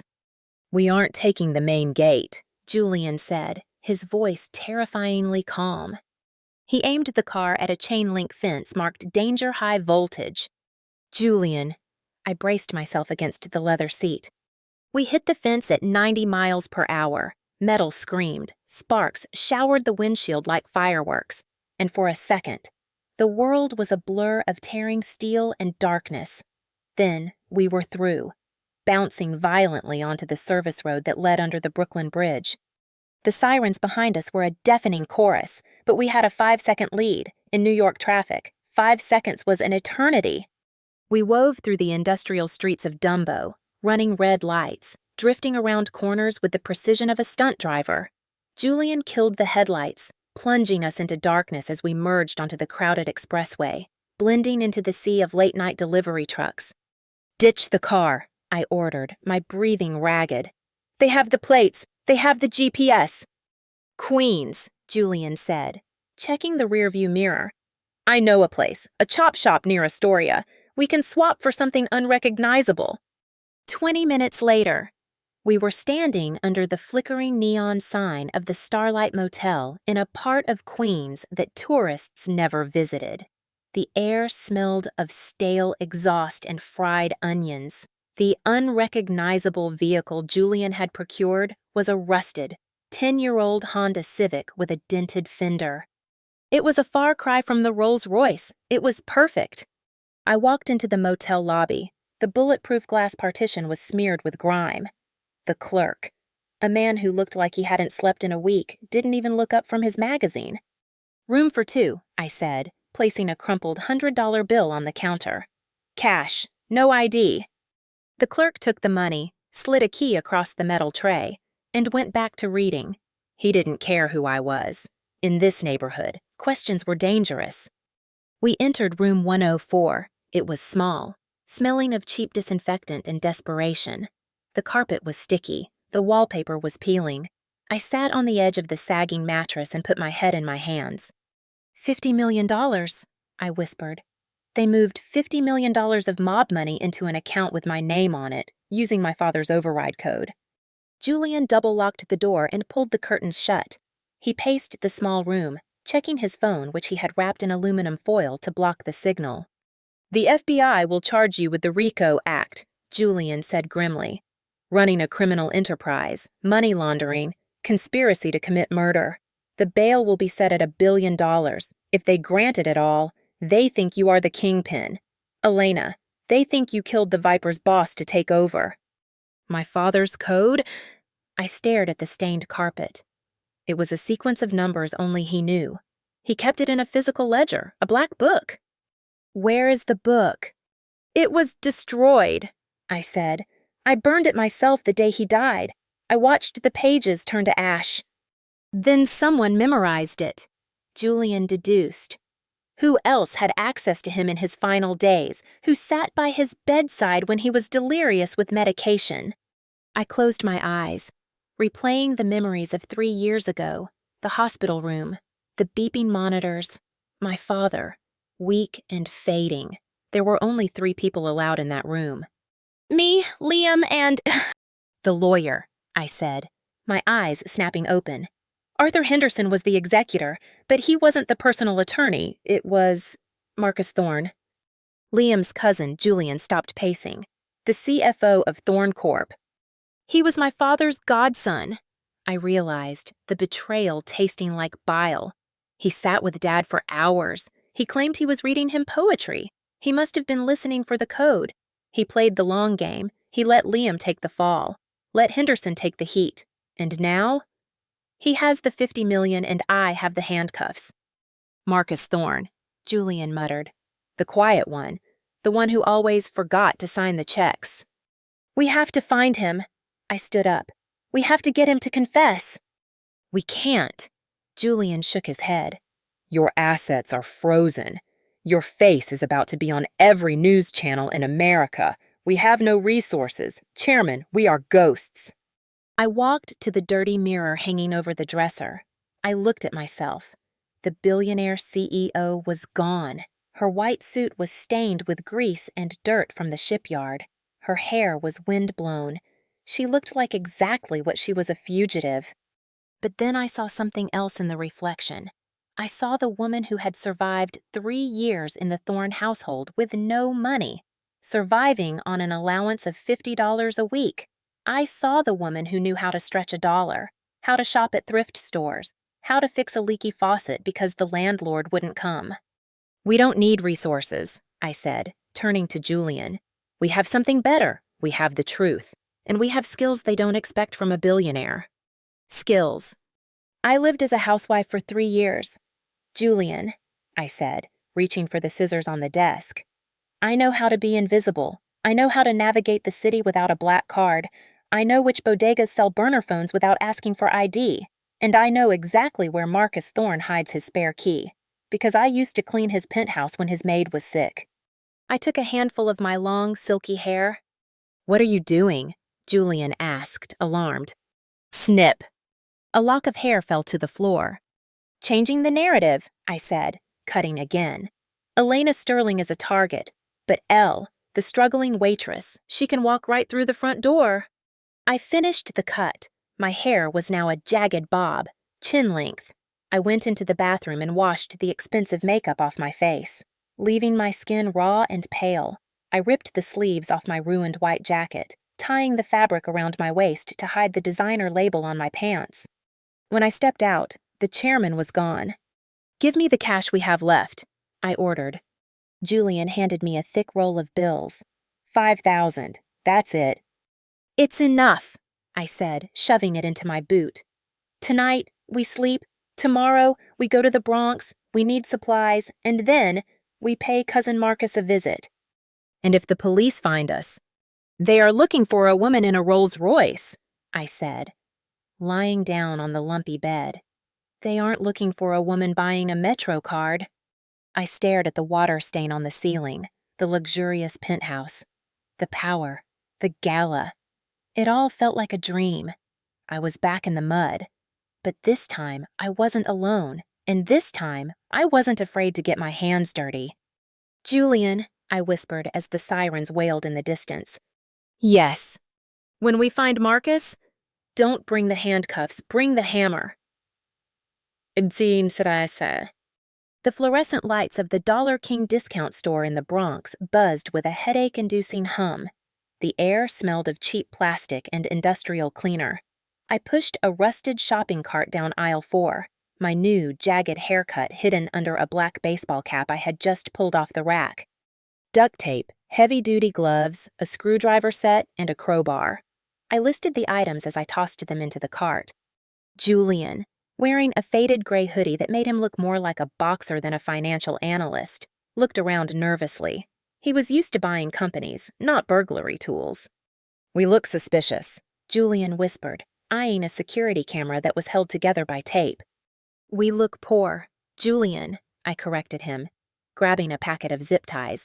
In this city, being poor is the best camouflage. No one looks at you. They look through you. We paid in crumpled cash. The cashier, a teenager popping gum, didn't even blink when I bought enough gear to kidnap someone. She just wanted her shift to end.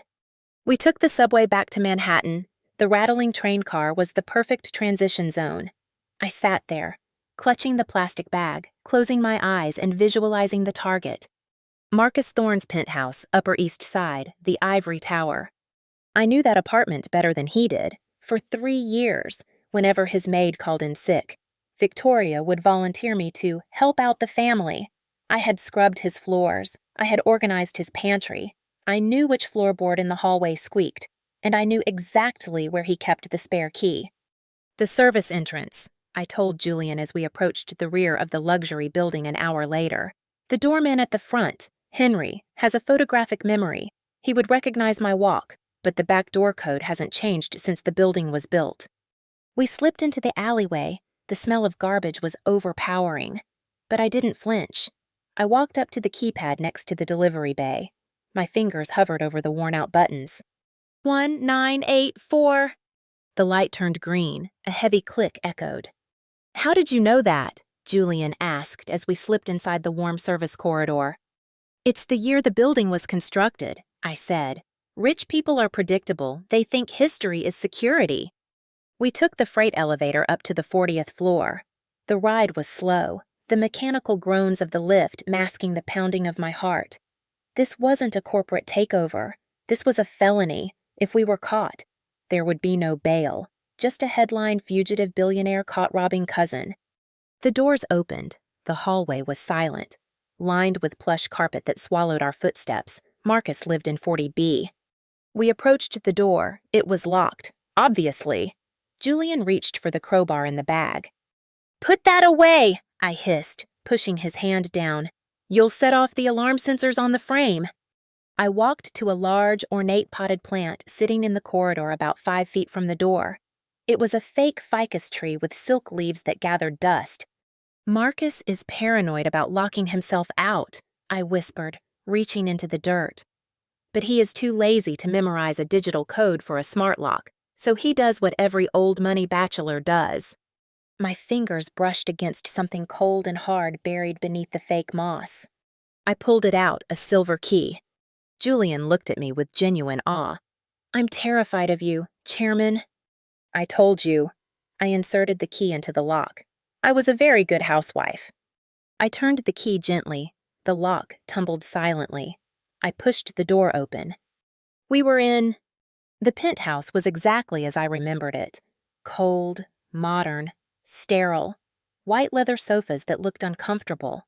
Abstract art that cost millions but meant nothing. It smelled of expensive scotch and loneliness. "Don't touch anything without gloves," I ordered, pulling on the pair we bought. "We have 10 minutes before the cleaning service arrives. They come at 4 on Thursdays." "Where do we look?" Julian asked, scanning the massive living room. His office.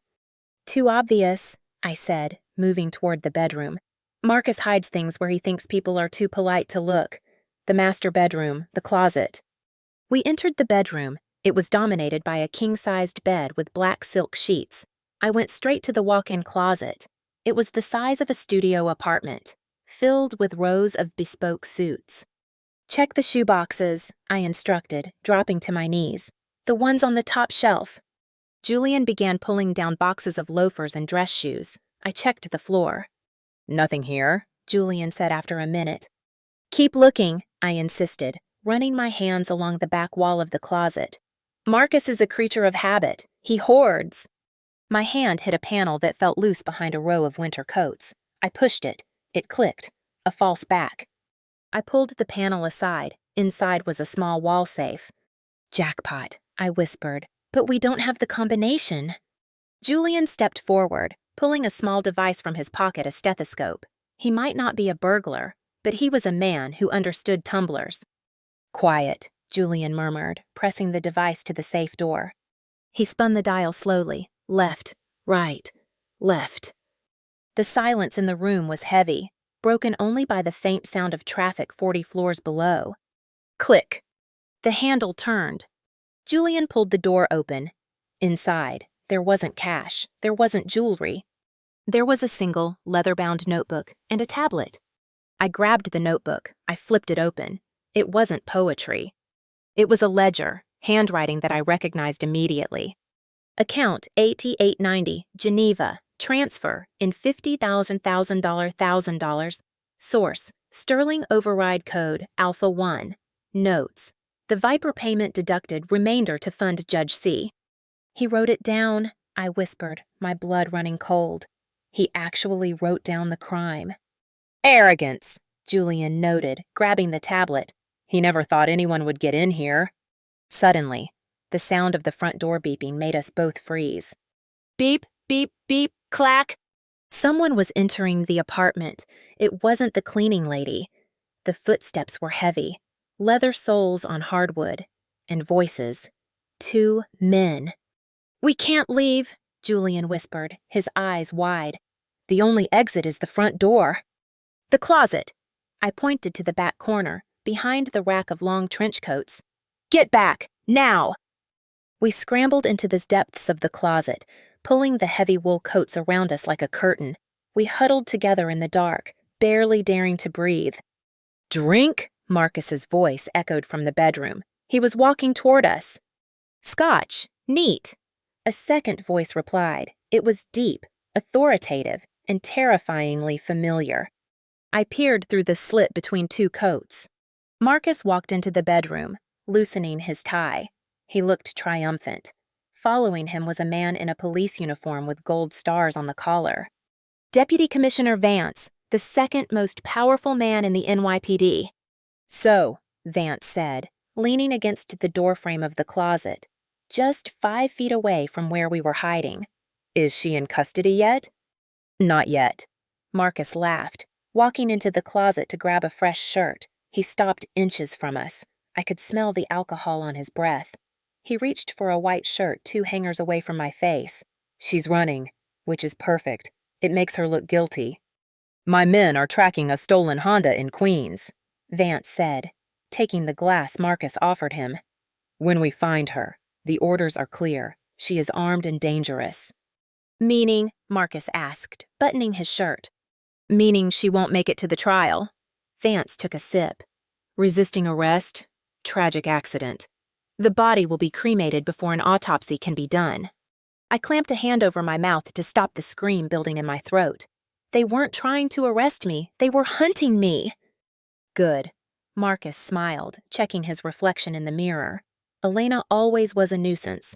She thinks she's a shark, but she's just bait. And the money? Vance asked. My share. Safe in the Geneva account. Marcus patted the pocket of his trousers. Once she's dead, the investigation closes.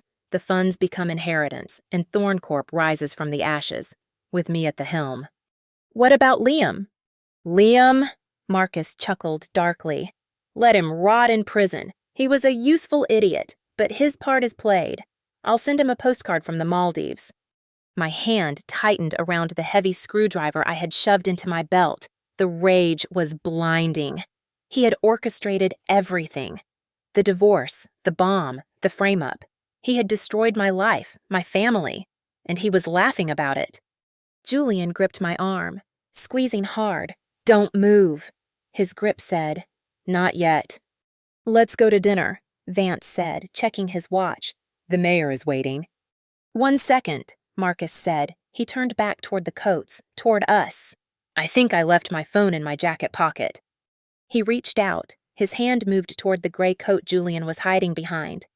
My heart hammered against my ribs like a trapped bird. If he moved that coat, he would see us. He would see the fugitives, and Vance was standing right there with a service weapon on his hip. His fingers brushed the wool. I gripped the screwdriver. If he pulled that coat aside, I would drive this tool into his neck before he could scream. I braced my legs, ready to spring. The fabric rustled. Marcus's hand was inches from the gray wool coat. I gripped the handle of the screwdriver so hard my knuckles turned white.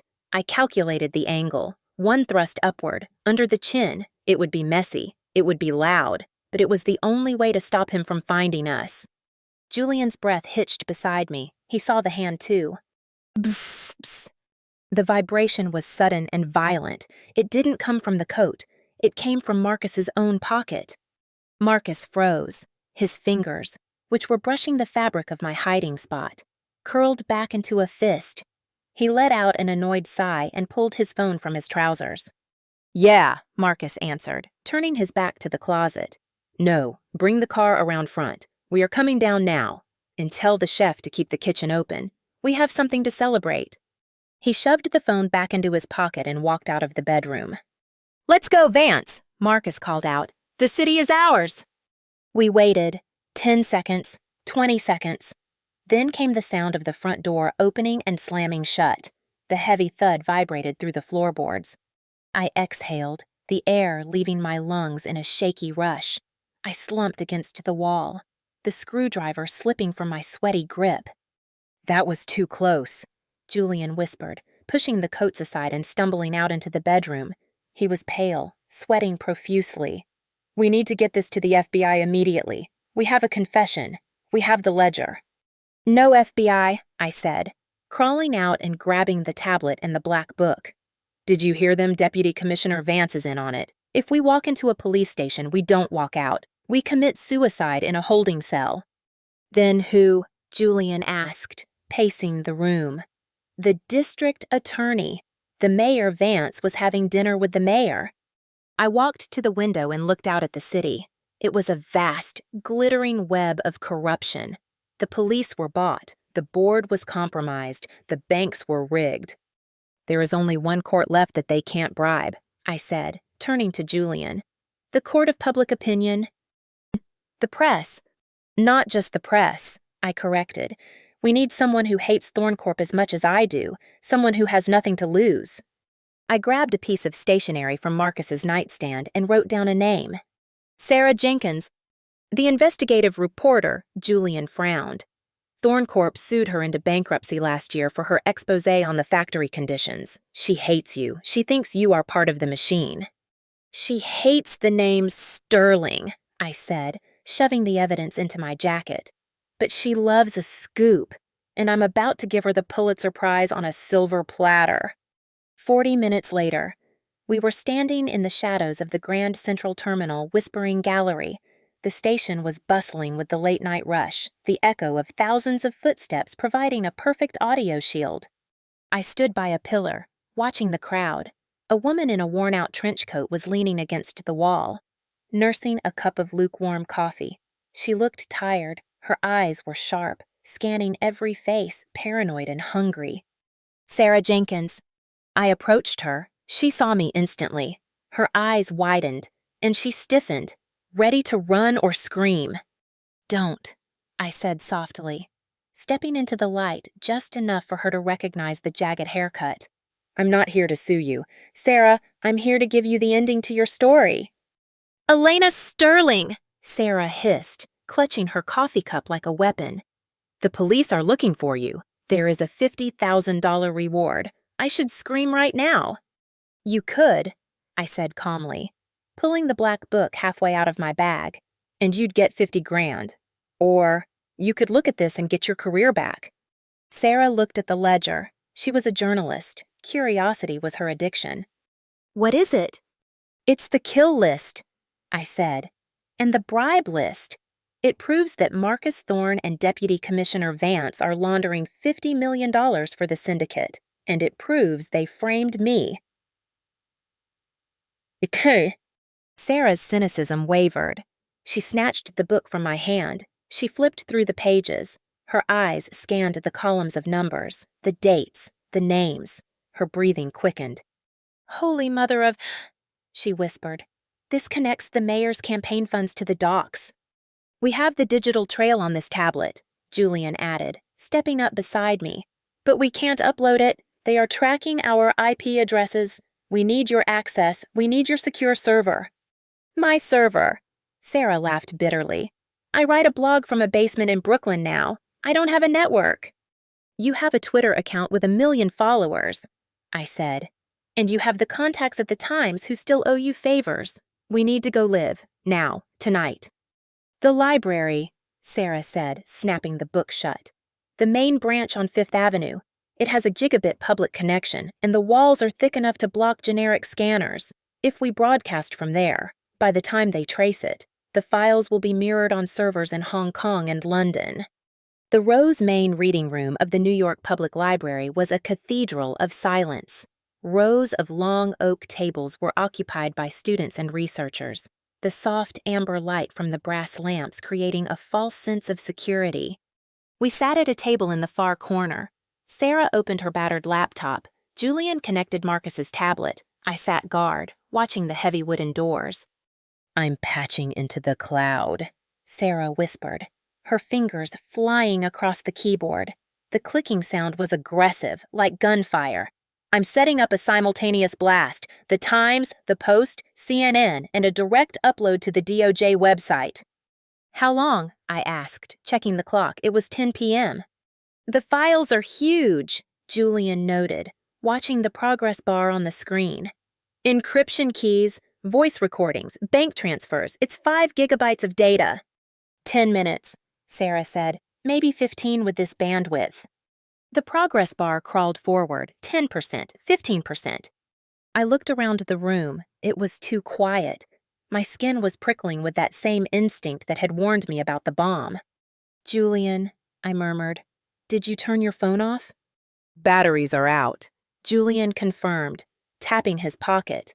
We are ghosts. 20%. Suddenly, the Wi-Fi signal on Sarah's laptop flickered. It dropped from 4 bars to 1. Then it reconnected. That's weird, Sarah frowned. The signal just spiked? A signal booster, Julian asked. Or a signal interceptor. I realized, standing up. Someone is throttling the connection. I looked toward the entrance, through the glass panels of the double doors. I saw movement. Not students. Men in dark uniforms. They weren't moving casually, they were stacking up. Tactical gear, helmets, assault rifles. They found us, I whispered.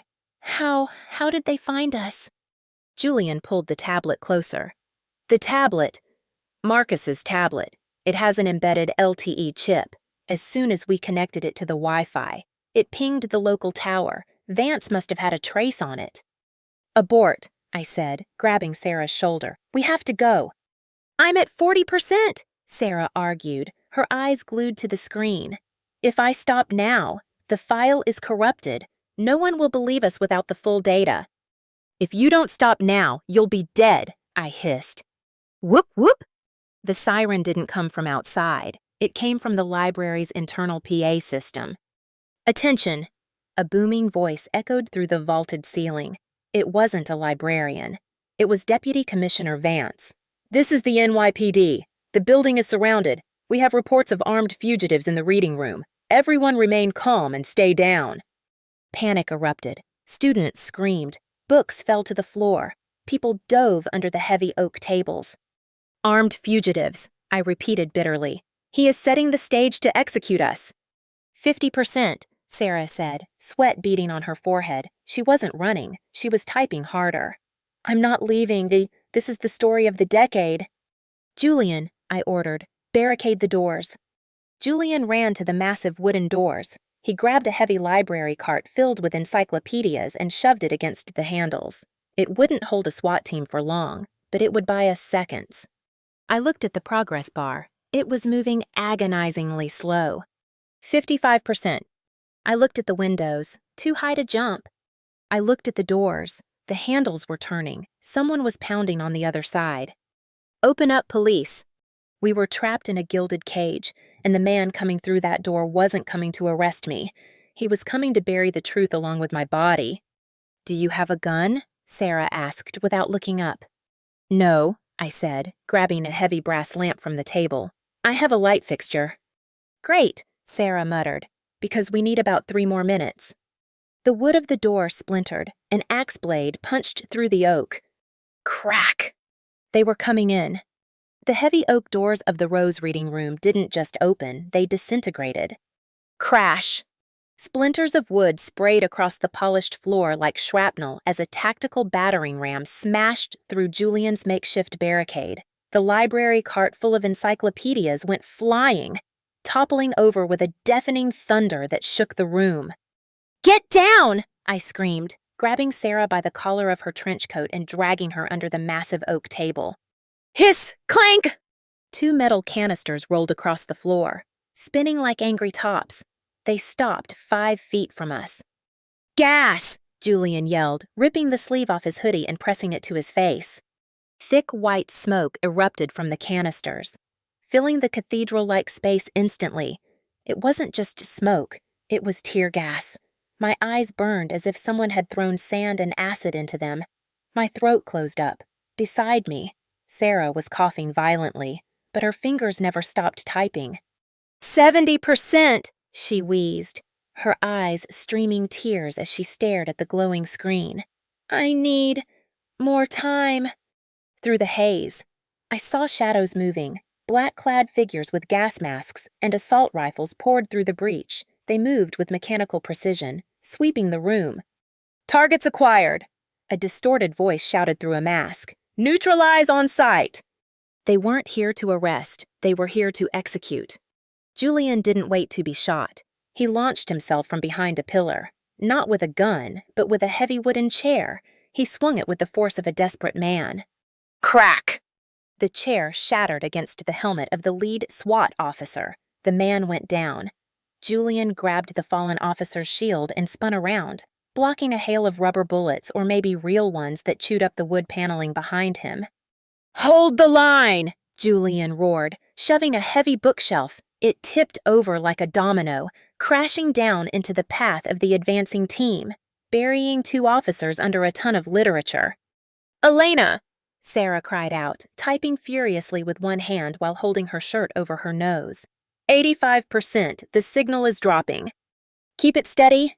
I grabbed the brass lamp from the table, ripped the cord from the socket, and wielded it like a club. A shadow loomed over our table. A SWAT officer had flanked us. He raised his rifle, aiming directly at Sarah's head.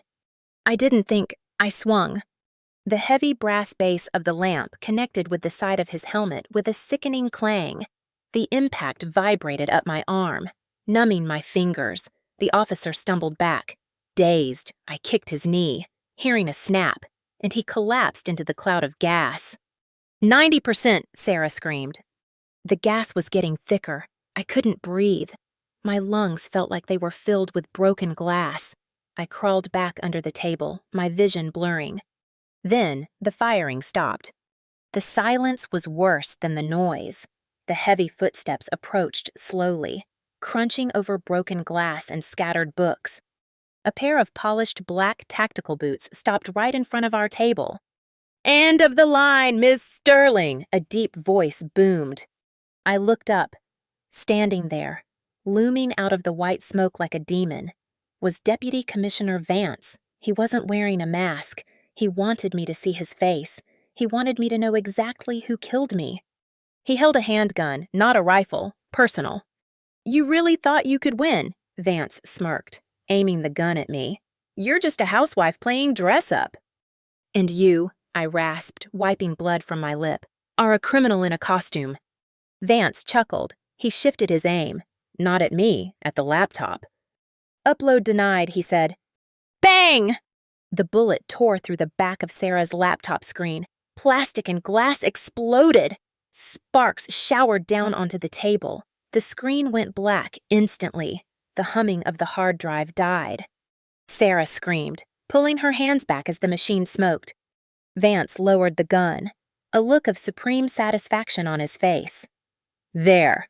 Evidence destroyed. Now, regarding your resisting arrest." Das da est. He raised the gun toward my forehead. I didn't flinch. I looked at the smoking ruin of the laptop, then I looked at Vance, and I started to laugh. It started as a cough, then turned into a full hysterical laugh that echoed through the silent, gas-filled room. "What's so funny?" Vance frowned, his finger tightening on the trigger. "You're dead." "You really are old school, Vance," I wheezed, standing up slowly, my hands raised but my eyes defiant. "You think shooting a screen stops the data?" "I put a bullet through the hard drive," Vance snarled. "It's called the cloud, you idiot." I smiled, blood staining my teeth. "The upload finished 3 seconds before you pulled the trigger." Vance's eyes widened. "What?" Ping! A sound cut through the tension, not a gun, a cell phone notification. Then another ping, ping. From under the tables where terrified students were hiding, a symphony began. Ping, ding, chime. Dozens of phones lit up simultaneously in the dark room. "What is that?" Vance spun around, looking at the students. A girl near the window held up her phone, her face illuminated by the screen. Her eyes were wide with shock as she looked from the phone to Vance. It's a push notification," the girl whispered, her voice trembling. "From the New York Times, breaking news." She tapped the screen. A video started playing. It was Marcus Thorne's voice, clear as day. "She's running. It makes her look guilty. The body will be cremated before an autopsy." Vance went pale. He looked at his own men. The SWAT team members were checking their wrist monitors and phones. They lowered their rifles. They looked at their commander. Then they looked at each other. "That's a deep fake," Vance shouted, sweat instantly beading on his forehead. "Don't listen to it. Secure the prisoner." "Sir." The team leader stepped forward, his weapon pointed at the floor. "The order came from the DOJ. It's trending worldwide. The Thorn Conspiracy. It has 5 million views in 10 seconds. "I am the DOJ in this city," Vance roared, swinging his gun back toward me. "I said kill her!" "Drop the weapon. Vance." The shout didn't come from me. It came from the library entrance. FBI agent Miller, the man from the docks, stepped through the broken doors. But this time, he wasn't alone. Behind him were federal agents in windbreakers, and behind them, news crews with live cameras rolling. "Deputy Commissioner Vance," Miller announced, his voice booming. "You are under arrest for conspiracy, racketeering, and attempted murder. We have the ledger. We have the recording. It's over." Vance looked at Miller. He looked at the cameras. Then he looked at me. For a second, I thought he would shoot. I saw the madness in his eyes. He was a cornered animal. "It's not over," Vance whispered. He raised the gun to his own temple. "No!" Miller shouted. Click. The gun jammed. I let out a breath I didn't know I was holding. Karma wasn't just a concept. It was a malfunctioning firing pin. "Get him." The federal agents swarmed him. Vance was tackled to the ground, screaming obscenities, his career and his life ending in a pile of dust and tear gas. I slumped against the table, sliding down to the floor. Julian limped over to me, his face bruised, bleeding from a cut above his eye. He offered me a hand. "We did it, Chairman," Julian rasped. I looked at Sarah. She was hugging the broken laptop, crying and laughing at the same time. "We didn't just do it," I said, taking Julian's hand and pulling myself up. "We just fired the police." I walked out of the library, past the handcuffed Vance, past the stunned students. The flashing lights outside weren't terrifying anymore. They were illuminating my victory. But as I stepped out into the cool night air, breathing in the freedom, my phone buzzed. It was a text, not from the bank, not from the news. "Unknown number. You cut off the head of the snake, but you forgot the tail. Marcus is gone." I froze. I grabbed Julian's arm. "Where is Marcus?" I demanded. "Vance is here. Where is Marcus?" Miller walked up to us, looking grim. "Ms. Sterling, we raided the penthouse 5 minutes ago." "And?" "It was empty," Miller said. "Marcus Thorne is missing, and so is the $50 million from the Swiss account." I looked at the text message again. "Catch me if you can, cousin." The war wasn't over. It had just gone global. "Trace that number," I shouted, shoving my phone into Agent Miller's chest. "He is taunting me. That means he feels safe. Where is he?" Miller handed the phone to a tech agent in the mobile command van. The air outside the library was chaotic, filled with the noise of news helicopters hovering overhead, but my world had narrowed down to a single blinking cursor on a screen. "The signal is bouncing off a cell tower in New Jersey," the tech agent called out, his fingers flying across a keyboard. "Teterboro Airport, private terminal."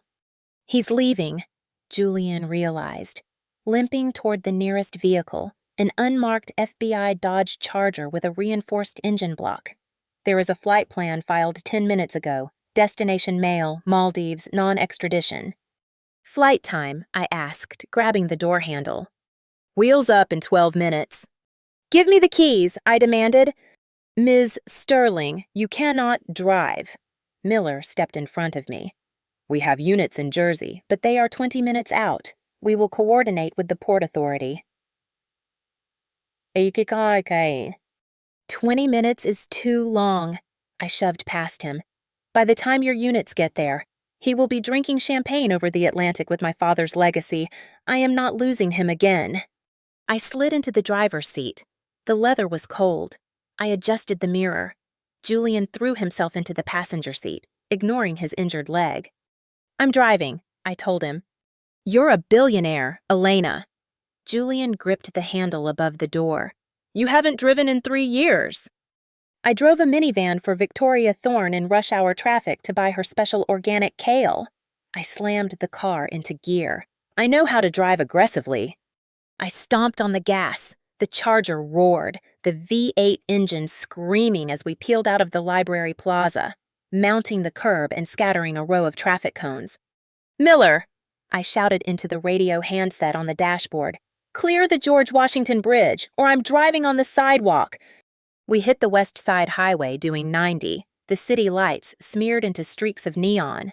I wasn't driving a car. I was guiding a missile. Every time I closed my eyes, I saw Marcus's smug face in that closet. Let him rot in prison. God.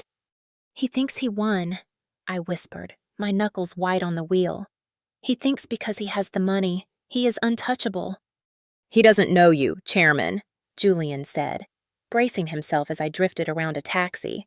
He still thinks you're the girl who signs divorce papers in the snow. We crossed the bridge in record time, the metal girders flashing by like strobe lights. The GPS screamed right turn ahead. Teterboro Airport emerged from the darkness, a sprawling grid of blue runway lights and dark hangars. It was the playground of the elite, the escape hatch for the guilty.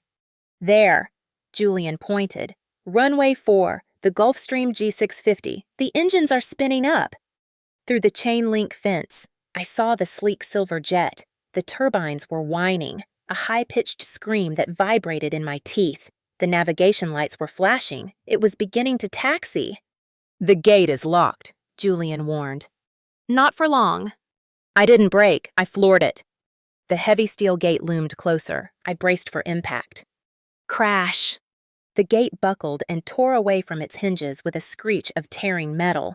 The windshield cracked, spiderwebbing instantly, but held. We were on the tarmac. You're insane, Julian yelled, though he was smiling. Hold on. The jet was turning onto the main runway, aligning for takeoff. The pilot pushed the throttles. The whine of the engines deepened into a roar. The plane began to roll. I swerved the Charger onto the runway, driving directly into the path of the oncoming jet. He's not stopping, Julian shouted. He's going to clip us. He'll stop, I said, staring down the nose of the $50 million aircraft. Pilots value their licenses more than their passengers. I slammed on the brakes and spun the wheel. The Charger drifted sideways, coming to a halt directly across the center line, tires smoking, I-beams blinding the cockpit. The jet's brakes screeched a horrific, ear-splitting sound of rubber burning against asphalt. The nose of the plane dipped violently. It skidded, the wingtip missing the roof of our car by inches. The giant machine came to a shuddering halt 50 feet away. The smell of burnt aviation fuel and rubber filled the cabin. I kicked the door open and stepped out onto the windy tarmac. The wind was fierce, whipping my coat around my legs. Marcus! I screamed, my voice lost in the wind. Get out! The door of the jet remained closed. He's not coming out, Julian said, hobbling to the back of the car and popping the trunk. He pulled out the standard-issue FBI shotgun Miller had left in the vehicle. Stay behind the door, Elena.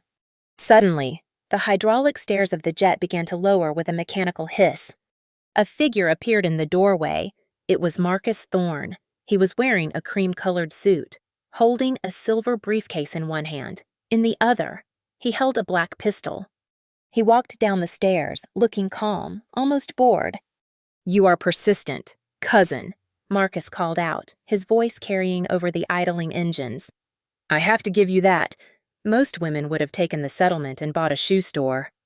Put the gun down, Marcus. I walked out from behind the car door. It's over. The police are 2 minutes away. 2 minutes is a lifetime. Marcus smiled, raising the gun.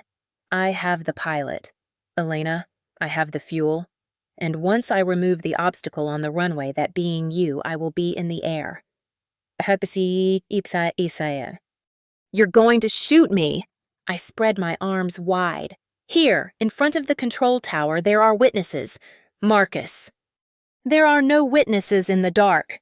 Marcus aimed at my chest. Just a tragic car accident during a police chase. You crashed, you burned. It's poetic. Do it, I challenged him, taking a step forward. Elena, get back. Julian cocked the shotgun. No, Julian, I ordered. Let him do it. Shoot me. Marcus, pull the trigger.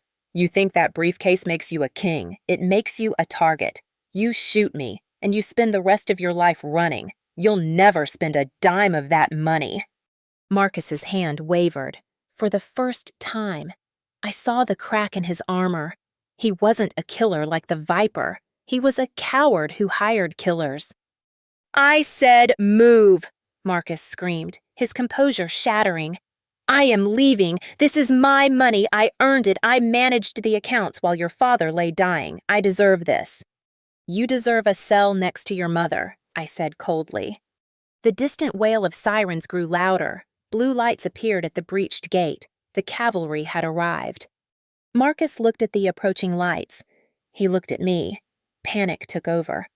He tightened his grip on the gun. He wasn't going to surrender. He was going to take me with him.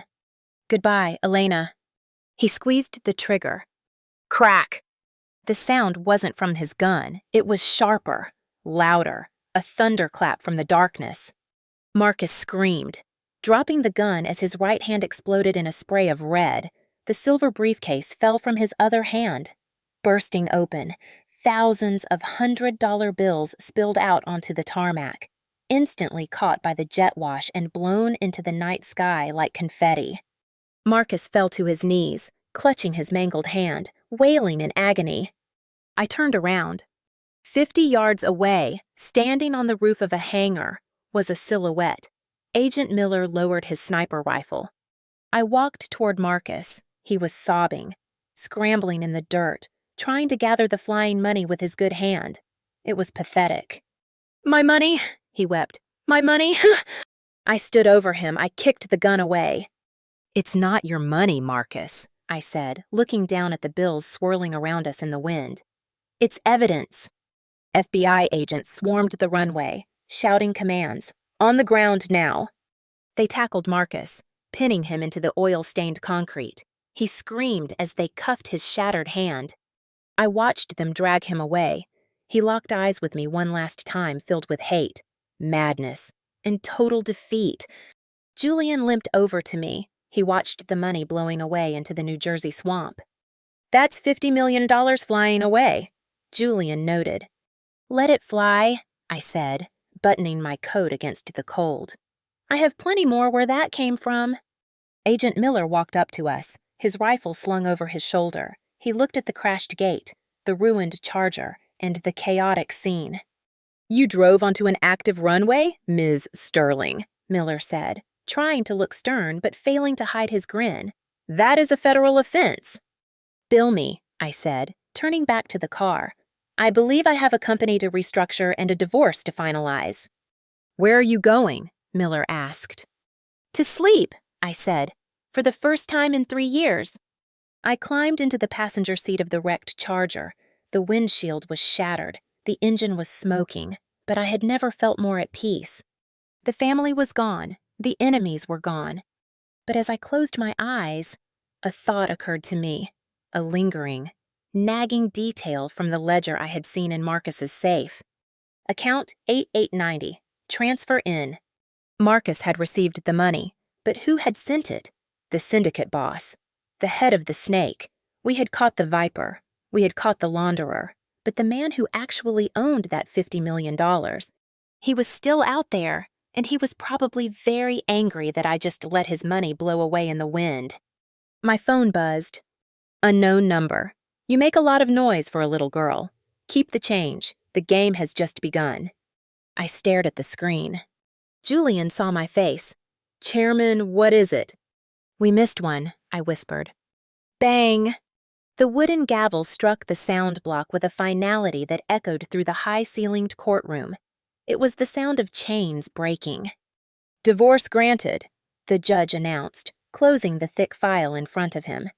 The asset division is approved as submitted. Mr. Thorne, you are remanded to custody. I stood up, smoothing the skirt of my navy blue power suit. I didn't look at the judge. I looked at the man sitting at the defendant's table. Liam Thorne wasn't wearing his Italian bespoke suits anymore. He was wearing a bright orange jumpsuit that hung loosely on his frame. His wrists were shackled to the table, his hair, once perfectly styled, was shaved close to his scalp, a prison regulation that stripped him of his last shred of vanity. "Elena," Liam whispered as two bailiffs hauled him up. His voice was raspy, broken. "I didn't mean to. I just wanted the money." I walked over to him. The distance between us was only 3 feet, but in reality, it was a universe. I was the chairman of Sterling Capital. He was inmate 9088. "The money wasn't yours to take, Liam," I said softly, looking him dead in the eye, "and neither was my life." "I loved you," he choked out, tears gathering in his eyes. "No," I corrected him, turning my back. "You loved the idea of owning me. Goodbye, Liam." I walked out of the courtroom doors, the heavy oak swinging shut behind me, silencing his pleas. Julian was waiting in the corridor, holding a tablet and a cup of black coffee. "The helicopter is waiting, Chairman," Julian said, falling into step beside me. "The board meeting starts in 20 minutes. We are acquiring the tech startup in Silicon Valley." "Buy it," I said, taking the coffee. "And fire their CEO. He's too arrogant." Done. 1 month. That was all it took to rebuild the empire. With Marcus in federal prison and Liam out of the picture, Sterling Capital was untouchable. I was on the cover of Forbes, Fortune, and Time. They called me the Iron Widow. They called me a genius. But they didn't know I wasn't sleeping. Every night, I checked the locks on my penthouse 3 times. Every time my phone buzzed, I flinched. The text from the syndicate boss, the man who laughed at losing $50 million, was burned into my memory. The game has just begun. We arrived at Sterling Tower. The ride up the private elevator was silent when the doors opened to my penthouse office. The smell of fresh lilies greeted me. But something was wrong. I stopped in the doorway. Julian bumped into me. "Chairman." "I didn't order lilies," I whispered. I walked to my massive glass desk. Sitting right in the center, on top of the acquisition files, was a black velvet box. It wasn't a jewelry box. It was too large. "Security!" Julian shouted into his radio. "We have a breach." "Wait," I ordered, raising a hand. There was a card tucked under the box, cream-colored cardstock, heavy, expensive, no handwriting, just typed coordinates. 41 to G-Sol 5 in 3-51. Midnight, come alone." I reached out and opened the box. Inside lay a Venetian masquerade mask. It was exquisite and terrifying black porcelain with gold filigree, covering the full face.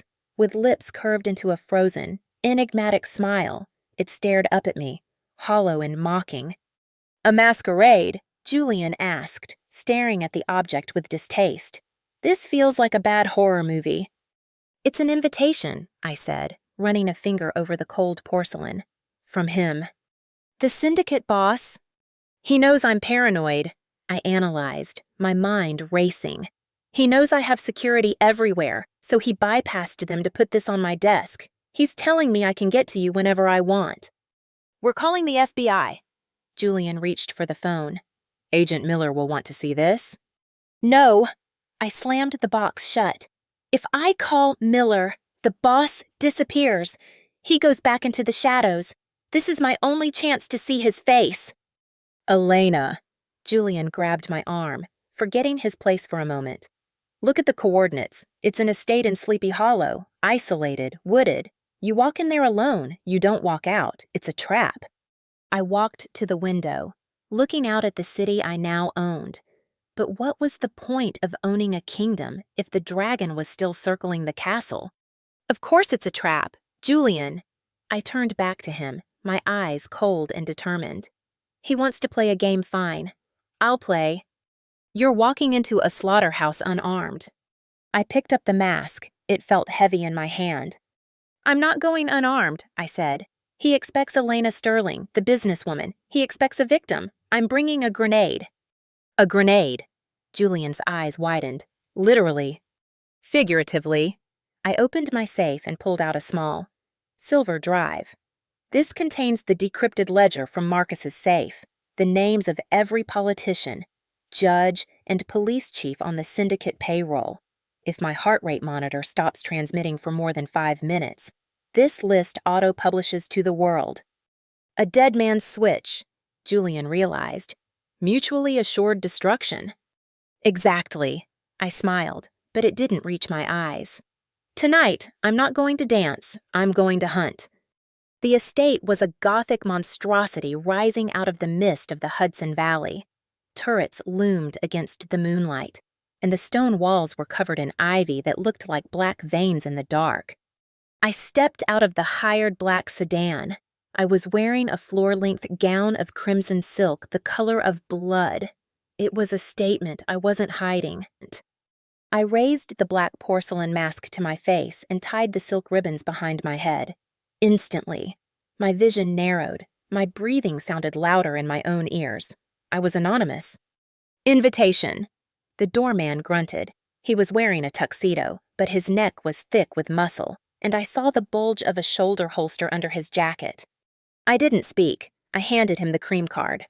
He scanned it with a UV light. A hidden watermark glowed. He nodded and pushed open the heavy iron doors. The sound hit me first, a string quartet playing a haunting, slow waltz. Then the smell expensive perfume, beeswax candles, and the metallic tang of chilled champagne. I stepped into the ballroom. It was breathtaking and suffocating. Hundreds of people swirled around the dance floor, all wearing masks, devils, angels, jesters, executioners. The anonymity was absolute. No names, no faces, just bodies moving in time to the music. I stood on the mezzanine, scanning the crowd. Who was he? Was he the man in the gold lion mask laughing near the bar? Was he the silent figure in the plague doctor mask standing in the corner? My phone buzzed against my thigh, hidden in the folds of my dress. Unknown number. Red suits you. It reminds me of the fire. He was watching me right now. I walked down the grand staircase, feeling hundreds of eyes behind masks turning to look at the woman in red. I moved through the crowd, my head held high. I wasn't looking for a friend. I was looking for the predator. A waiter offered me a glass of champagne. I shook my head. I wouldn't eat or drink anything here. May I have this dance? The voice came from directly behind me. It was deep, cultured, with a faint accent I couldn't place, perhaps Swiss, perhaps Russian. I turned slowly. He was tall, taller than Liam. He wore a tuxedo that fit him with military precision. His mask was simple, a white half-mask, like the Phantom of the Opera, leaving his jaw and mouth exposed. His lips were thin, set in a line that suggested amusement without joy. I don't dance with strangers, I said, my voice cool. We aren't strangers, Elena, he said, extending a gloved hand. We have been business partners for years. You just didn't know it. My heart skipped a beat. Him. I took his hand. His grip was firm, his palm cool even through the glove. He pulled me onto the dance floor. We moved into the waltz. He led with overpowering strength, spinning me effortlessly among the other masked figures. You have $50 million of mine, he whispered, leaning close to my ear. And yet, you are the one wearing red, a bold choice for a thief. I didn't steal it, I replied, keeping my body rigid. I recovered stolen property. There is a difference. Semantics. He chuckled softly. You destroyed my operation in New York. You arrested my fixer. You imprisoned your own cousin. You are quite efficient. Your father would have been proud. I stopped moving. The dancers flowed around us like a river around a stone. Don't talk about my father, I hissed. You didn't know him. Didn't I? The man in the white mask tightened his grip on my waist, forcing me to start moving again. Who do you think gave him the startup capital for Sterling Capital 30 years ago? Who do you think protected him when the market crashed in '08? My father was an honest man, I said, though my voice trembled slightly. Your father was a genius, the man corrected. But he was also a gambler, and 3 years ago, he tried to leave the table while he still owed the house. The music seemed to swell, the violins screeching higher, faster. What are you saying? I asked, looking into the eye holes of his mask. I saw nothing but darkness. The heart attack, he whispered. That was the official story. Wasn't it stress, overwork, a tragedy? He spun me around, dipping me low so that I was staring up at the vaulted ceiling painted with falling angels. But we both know, he murmured, pulling me back up until our faces were inches apart. That healthy men don't just drop dead after a phone call. The air left my lungs. You killed him, I gasped. You killed my father. I collected a debt, he said casually, as if talking about the weather. And now, Elena, I am inheriting his contract. You are not just the chairman of Sterling Capital. You are my new partner. I will never work for you, I said, stepping back, breaking his hold. I have a file, a list. If I don't check in within 5 minutes, every name you own goes public. The man stopped. He looked at me, tilting his head. The dead man's switch, he mused. Clever. Marcus underestimated you. He thought you were soft. He took a step closer, invading my personal space. But a list is just data, Elena, and data can be erased, just like people. He reached out and gently tucked a stray lock of hair behind my ear. His touch was electric and terrifying. Check your pocket, he whispered. I reached into the hidden pocket of my dress. My phone was there, but next to it, something else. I pulled it out. It was my silver drive, the drive I had left in the safe at the penthouse, the drive that was supposed to be my grenade. How? I stared at the drive in horror. I told you, the man said, his lips curling into a cruel smile. I can get to you anywhere. Your penthouse, your safe, your pocket. He snatched the drive from my hand and dropped it into a glass of champagne held by a passing waiter. Now, he said, offering his hand again. The grenade is gone. Shall we finish the dance, or shall I tell the orchestra to play a funeral march? I stood frozen in the middle of the ballroom. The music swirled around me. I was alone, unarmed, exposed, and dancing with the devil who murdered my father. But as I looked at his smug, exposed jawline, a new thought formed in my mind. He had taken my digital weapon, but he had forgotten one thing. I wasn't wearing gloves. And on my finger, I wore a ring with a hidden, sharpened diamond edge designed for cutting glass or skin. We can finish the dance, I said, taking his hand again, my voice trembling with faux submission. But I usually lead. I squeezed his hand, hard. I usually lead, I whispered, my voice dripping with false sweetness. The syndicate boss chuckled, a low, rumbling sound deep in his chest. He didn't see it coming. He was too arrogant, too assured of his victory. He thought I was a frightened bird trapped in his cage, trembling in his arms. He didn't realize that even a bird has talons. I slid my right hand up his tuxedo lapel, caressing the fine silk, moving closer as if to embrace him. My thumb brushed the sharp, jagged edge of the custom diamond ring. I wore a piece of jewelry designed not for beauty, but for cutting glass in an emergency. Or skin. I locked eyes with the darkness behind his white mask. And this, I said, my muscles tensing, is the final step. I didn't hesitate. I raked my hand across his exposed jawline with all the force of my suppressed rage. The diamond edge bit deep. It wasn't a clean surgical cut. It was a jagged tear. A line of crimson erupted instantly against his pale skin, stark and shocking under the crystal chandeliers. The boss stumbled back, his grip on my waist breaking. He raised a hand to his face, his composure shattering for the first time. The white glove turned red in a second. The music didn't stop immediately. The orchestra played on for 2 more beats before the collective gasp of the crowd drowned out the violins. Gun! I screamed at the top of my lungs, pointing at nothing. He has a gun! It was the magic word. In a room full of powerful, paranoid criminals, the word gun was a grenade. Panic erupted. The elegant masquerade turned into a stampede. Guests in elaborate costumes shoved each other, screaming, knocking over tables of champagne. Glasses shattered, bodies collided. The swirl of color and noise became a chaotic shield. Seize her! The boss roared. blood dripping down his neck onto his pristine white collar. "Close the doors!" 4 men in tuxedos, his personal guard, pushed through the screaming crowd toward me. They were big, fast, and armed. I didn't wait. I kicked off my high heels, leaving them on the polished floor. I hiked up the heavy silk of my crimson gown and ran. I didn't run toward the main exit. That was a choke point. I ran toward the servants' corridor behind the orchestra pit. I dove through the velvet curtains just as a bullet splintered the wood frame next to my head. Zip, thud. They were shooting, in a crowded room. These people didn't care about collateral damage. I sprinted down the narrow, dimly lit hallway. The stone walls were cold, smelling of damp earth and old secrets.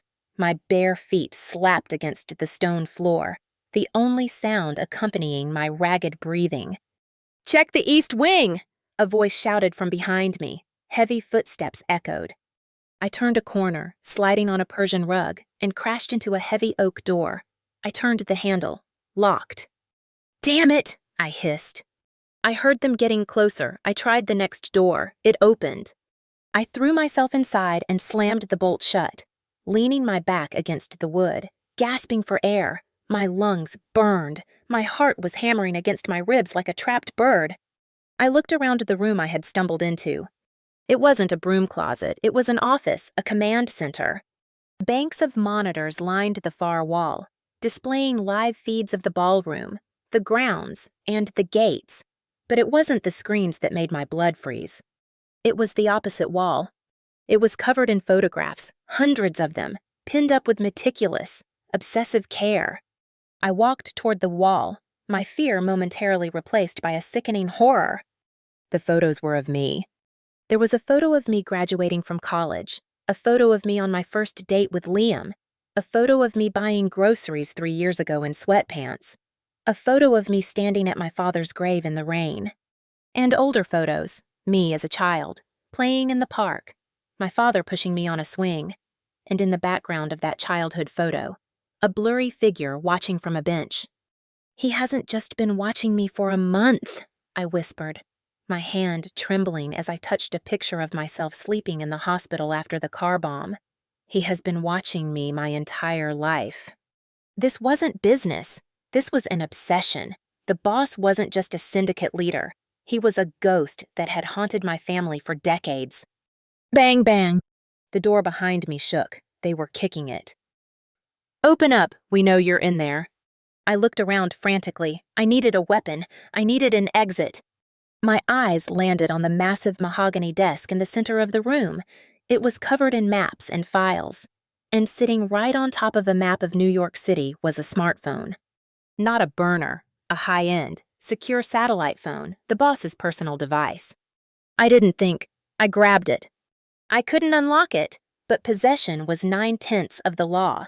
If this phone contained his contacts, his bank codes, his orders, it was worth more than the $50 million I had lost. Crack! The wood around the door lock splintered. One more kick and they would be in. I ran to the window. Heavy velvet drapes blocked the view. I tore them open. I was on the second floor. Below me was a stone terrace, slick with rain. It was a 20-foot drop. A jump could break a leg. Staying here would end my life. I shoved the phone into the bodice of my dress. "Julian," I tapped my earpiece, praying it still worked through the thick stone walls. "I need an extraction. Now. North side of the house, second floor balcony." Static. Then, a voice filled with panic. "I can't get to the north side. The gates are sealed. They have armed guards patrolling the perimeter with dogs." "Then make a door, Julian!" I screamed as the office door exploded inward. 2 guards burst into the room, guns raised. "Freeze?" I didn't freeze. I grabbed a heavy crystal decanter from the side table and threw it at them. It smashed against the wall, showering them with glass and aged brandy. While they flinched, I climbed onto the windowsill. "She's jumping." I launched myself into the night air. For a second, I was flying. The wind whipped my hair, the rain stinging my face. Then gravity took hold. I hit the stone terrace hard. I tried to roll, but my shoulder slammed against a stone planter. A sharp, blinding pain shot down my arm. I gasped, seeing stars, biting my tongue to keep from screaming. I lay there for a second in the wet leaves, gasping, waiting for the bullet. Woof, woof. The barking of Dobermans echoed from the garden. They were released. Get up, Elena! I commanded myself, forcing my body to move. Get up or die! I stumbled to my feet, clutching my injured arm. The red dress was torn, muddy and soaked. I looked like a nightmare. I ran toward the stone wall that surrounded the estate. It was 10 feet high, impossible to climb with one good arm. Julian! I screamed into the darkness. Behind me, flashlights cut through the mist. The dogs were close. I could hear their claws scrambling on the pavement. Suddenly, a blinding pair of headlights crested the hill outside the wall. An engine roared, not a car engine, but the deep, throaty rumble of a heavy truck. Crash! The stone wall exploded inward. Debris flew everywhere. A massive garbage truck stolen, rusted, and beautiful plowed through the perimeter wall, crushing the manicured hedges and sending the guards scrambling for cover. The passenger door flew open. Julian was in the driver's seat, looking wild-eyed and terrified. Get in! He shouted over the roar of the diesel engine. I didn't ask questions. I sprinted through the rubble and climbed up into the high cab of the truck. As soon as my door slammed shut, Julian threw the truck into reverse. We smashed backward through the hole in the wall, metal screeching against stone. Bullets pinged off the heavy steel container of the truck. Ping, ping, ping.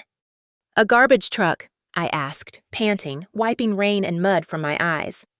It was the only thing heavy enough to breach the wall, Julian yelled, spinning the wheel to navigate the winding road down the hill. Are you okay? You're bleeding. It's not my blood, I said, looking at the smear of red on my hand. It was the boss's blood. We careened down the road, leaving the Gothic mansion and the barking dogs behind in the mist. We were safe. For now. I reached into my dress and pulled out the satellite phone. It was sleek, black, and locked. Did you get the USB drive back? Julian asked, checking the mirrors for pursuit.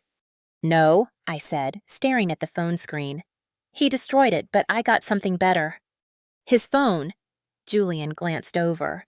It's encrypted. Chairman will never crack it without a fingerprint or a passcode. I know, I said. I looked at the lock screen. It wasn't a number pad. It was a biometric scanner. I looked at my hand. The ring was still on my finger, and caught in the intricate diamond setting, in the jagged edges that had torn the boss's flesh, was a tiny piece of him. I don't need to crack it, I whispered, a cold plan forming in my mind. I have his DNA, and in a world of high-tech security, DNA leads to a name. I turned the phone over. On the back, etched into the metal, was a small symbol, not the syndicate logo. It was a crest, a family crest, a shield with 2 crossed swords and a rose. I stopped breathing. Julian, I said, my voice barely audible, turn on the interior light. He flicked the switch. The yellow cabin light flooded the truck. I held the phone up. I stared at the crest. I know this symbol, I whispered, the horror washing over me like a tidal wave. I saw it on a letter my father received the day he died. Who is it? Julian asked. It's not a criminal organization, I said, looking out at the dark road ahead. It's a secret society, an alliance of the oldest families in New York, the families that built this city. The boss. The boss isn't a gangster. I realized he's a member of the Founding Fathers, and if he has this crest, he isn't just powerful. I looked at Julian, the realization hitting me with the force of the truck we were driving. He's the man my father was supposed to meet for lunch that day. His best friend. Alexander Sterling's best friend. Sebastian Cross. The man who gave the eulogy at my father's funeral. The man who handed me a handkerchief while I cried. The man in the white mask was my godfather. The bathroom mirror in the penthouse was spotless, a perfect sheet of glass reflecting a woman I barely recognized. I wasn't the trembling girl who had signed divorce papers in a blizzard. I wasn't the housewife scrubbing floors. I stood in a tailored white suit, sharp, pristine, and aggressive, the color of mourning in some cultures, the color of surrender in others, For me. Today. It was the color of a blank slate. I didn't cover the bruise on my cheekbone. I didn't hide the thick gauze bandage wrapping my shoulder where I had hit the stone terrace. I applied my lipstick a deep, blood-red shade with the precision of a soldier applying war paint. "The car is ready. Chairman!" Julian's voice came from the doorway. He was leaning on a cane, his legs stiff, but his eyes were bright. "Agent Miller is in position. The senators are seated." "And Sebastian. He is presiding over the morning summit at Cross Tower." Julian checked his watch.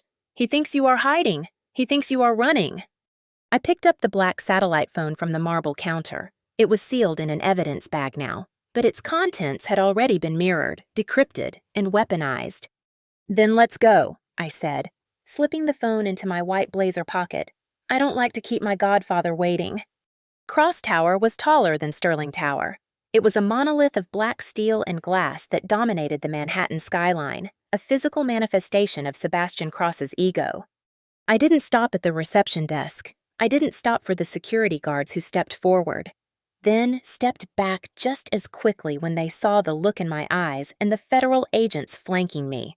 We took the private elevator to the penthouse boardroom. The numbers climbed. 50, 60, 70. Ding! The door slid open. The boardroom was hushed, smelling of old leather and power. Around the massive oval table sat 12 of the most powerful men in the country. 2 senators, a media tycoon, a tech billionaire, and at the head of the table, sitting in a high-backed chair like a king holding court, was Sebastian Cross. He looked impeccable. His suit was navy blue. His silver hair was perfectly coiffed, but on his right cheek, running from his jaw to his ear, was a thin, angry red line, a fresh cut, poorly concealed by stage makeup. He stopped speaking mid-sentence when I walked in. The room turned. The silence was absolute. "Elena," Sebastian said, his voice warm, dripping with fake concern. He stood up, opening his arms like a loving uncle welcoming a wayward child. "My dear, we were so worried. I heard about the incident at the estate last night, a break-in. Are you hurt?" He was good. He was rewriting the narrative in real time, framing my escape as a burglary, framing himself as the concerned protector. The senators looked at me with pity. Poor girl. Their eyes said, traumatized. I walked past the senators. I didn't look at them. I kept my eyes locked on Sebastian. "It wasn't a break-in, Uncle Sebastian," I said, my voice clear and steady. "It was a party, a masquerade." I reached the head of the table. I stood inches from him. I could smell his cologne sandalwood and arrogance. "You look tired. Elena?" Sebastian lowered his voice, his eyes hard as flint. "Perhaps you should go home and rest. We are discussing serious business here, adult business." "I have something of yours," I said. I reached into my pocket. Sebastian flinched. His hand twitched toward his chest, as if reaching for a weapon, before he caught himself. I pulled out the black satellite phone. I dropped it onto the polished mahogany table. Clack! The sound was louder than a gunshot in the silent room. Sebastian stared at the phone. His mask of benevolence cracked for a split second, revealing the viper beneath. "I believe you dropped this last night," I said, "while you were trying to kill me." The senator to my left gasped. "Kill you, Ms. Sterling. These are serious accusations." "This is nonsense." Sebastian laughed, waving his hand dismissively. "The poor girl is hysterical. She has been under so much stress since the divorce. That phone isn't mine. I've never seen it before." "I knew you would say that," I said, leaning forward, resting my hands on the table. "That's why I didn't bring it here to return it. I brought it here to unlock it." "It's encrypted," Sebastian sneered, his composure returning. "Even if it were mine, which it isn't, you couldn't open it." "Biometrics," I said. "It requires a fingerprint or DNA." I raised my right hand. The diamond ring on my finger sparkled under the boardroom lights. The sharp edge was still stained with a microscopic, dried trace of rust-colored residue. "You see, Uncle," I whispered, so only he could hear. "When I cut you last night, I didn't just want to hurt you. I wanted a sample." Sebastian's hand flew to the cut on his cheek. His eyes widened in genuine horror.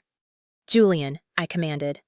Julian stepped forward and placed a laptop on the table, connecting it to the room's main projector. "We didn't just use the DNA to verify the phone owner," I announced to the room, my voice rising. "We ran a cross-reference against the NYPD cold case database, specifically the evidence collected from the scene of Alexander Sterling's death 3 years ago." Sebastian went pale. "Stop this! Security!" "The skin cells found under my father's fingernails," I continued, ignoring him. "The police thought it was contamination, but it wasn't. It was a match."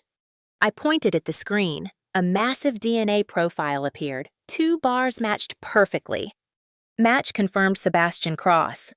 "You didn't just order the hit," I said, my voice trembling with the weight of the truth. "You were there. You strangled him yourself while he was having a heart attack. You watched your best friend die so you could steal his ledger." The room erupted. The senators jumped up. The media tycoon pulled out his phone. "Lies!" Sebastian roared, slamming his fist on the table. "This is a fabrication! She is insane! I am a founding father of this city!" "You are a murderer," I said. The double doors burst open. "Federal agents, nobody move." Agent Miller strode into the room, followed by a dozen armed agents. He walked straight up to Sebastian Cross. "Sebastian Cross," Miller said, pulling out a pair of handcuffs. "You are under arrest for the murder of Alexander Sterling, racketeering, and conspiracy to commit domestic terrorism." "You can't touch me!" Sebastian screamed, backing away toward the window. "I own you! I own the mayor! I own the judges!" "Not anymore," I said. "I published the ledger 5 minutes ago. Your payroll is now public record. The mayor is currently resigning on live television." Sebastian hit the glass wall. He looked down at the city below the city he thought he ruled. Then he looked at me. The arrogance was gone. All that was left was a frightened, old man. "Elena," he pleaded, his voice cracking. "I did it for the legacy. Your father. He was weak. He wanted to go legit. He was going to ruin everything we built. We are family. Elena, don't let them take me." I walked up to him. I looked at the man who had given me candy when I was a child. The man who had ordered a bomb to be placed in my car. "My family is dead," I said coldly, "and you killed them." I nodded to Miller. "Get him out of my sight!" They grabbed him. The great Sebastian Cross didn't go with dignity. He screamed. He kicked. He threatened. He was dragged out of his own tower like a common criminal, his cries echoing down the hallway until the elevator doors shut. The room was silent again. The senators and business tycoons stood awkwardly, terrified, wondering if they were next on the list. I looked at the empty chair at the head of the table, the king's chair. I walked over to it. I didn't ask for permission. I sat down. I looked at the men standing around the table. "Please, sit," I said, my voice calm, authoritative. "We have a lot of work to do. Sterling Capital is absorbing Cross Industries effective immediately. If anyone has an objection, the door is open." No one moved. No one spoke. Slowly, one by one. They sat down. They nodded. They accepted the new order. "Good," I said, opening the file in front of me. "Let's begin." Epilogue. The wind on the hill was gentle, carrying the scent of autumn leaves and damp earth. The cemetery was quiet, a stark contrast to the chaos of the city skyline visible in the distance. I knelt down and placed a single white rose on the granite headstone. "Alexander Sterling, beloved father, honest man." "It's done, Dad," I whispered, tracing the letters with my finger. "The debt is paid. The ledger is closed." I stood up, brushing the dirt from the knees of my black dress. I felt lighter. The weight I had carried for 3 years, the disguise, the shame, the fear had finally evaporated. Julian was waiting for me by the car, standing at a respectful distance. He wasn't just an assistant anymore. He was the only person in the world who knew the whole story. I walked over to him.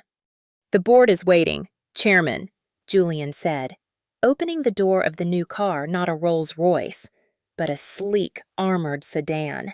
"Liam Thorne's sentencing is scheduled for this afternoon. Do you want to attend? I paused, looking back at the grave, then at the city. No, I said. Liam is the past. I don't live there anymore. I looked at Julian. And stop calling me chairman when we're alone. As you wish. Julian smiled, a genuine warmth in his eyes. Elena. I got into the car. I didn't look back at the cemetery. I looked forward, at the road ahead. I had entered this war as a pawn. I had fought as a knight. And now I was the queen. Drive, I said. The car pulled away, disappearing into the stream of traffic. Just another vehicle in the city that never sleeps. But the city felt different now. It didn't feel like a cage. It felt like home,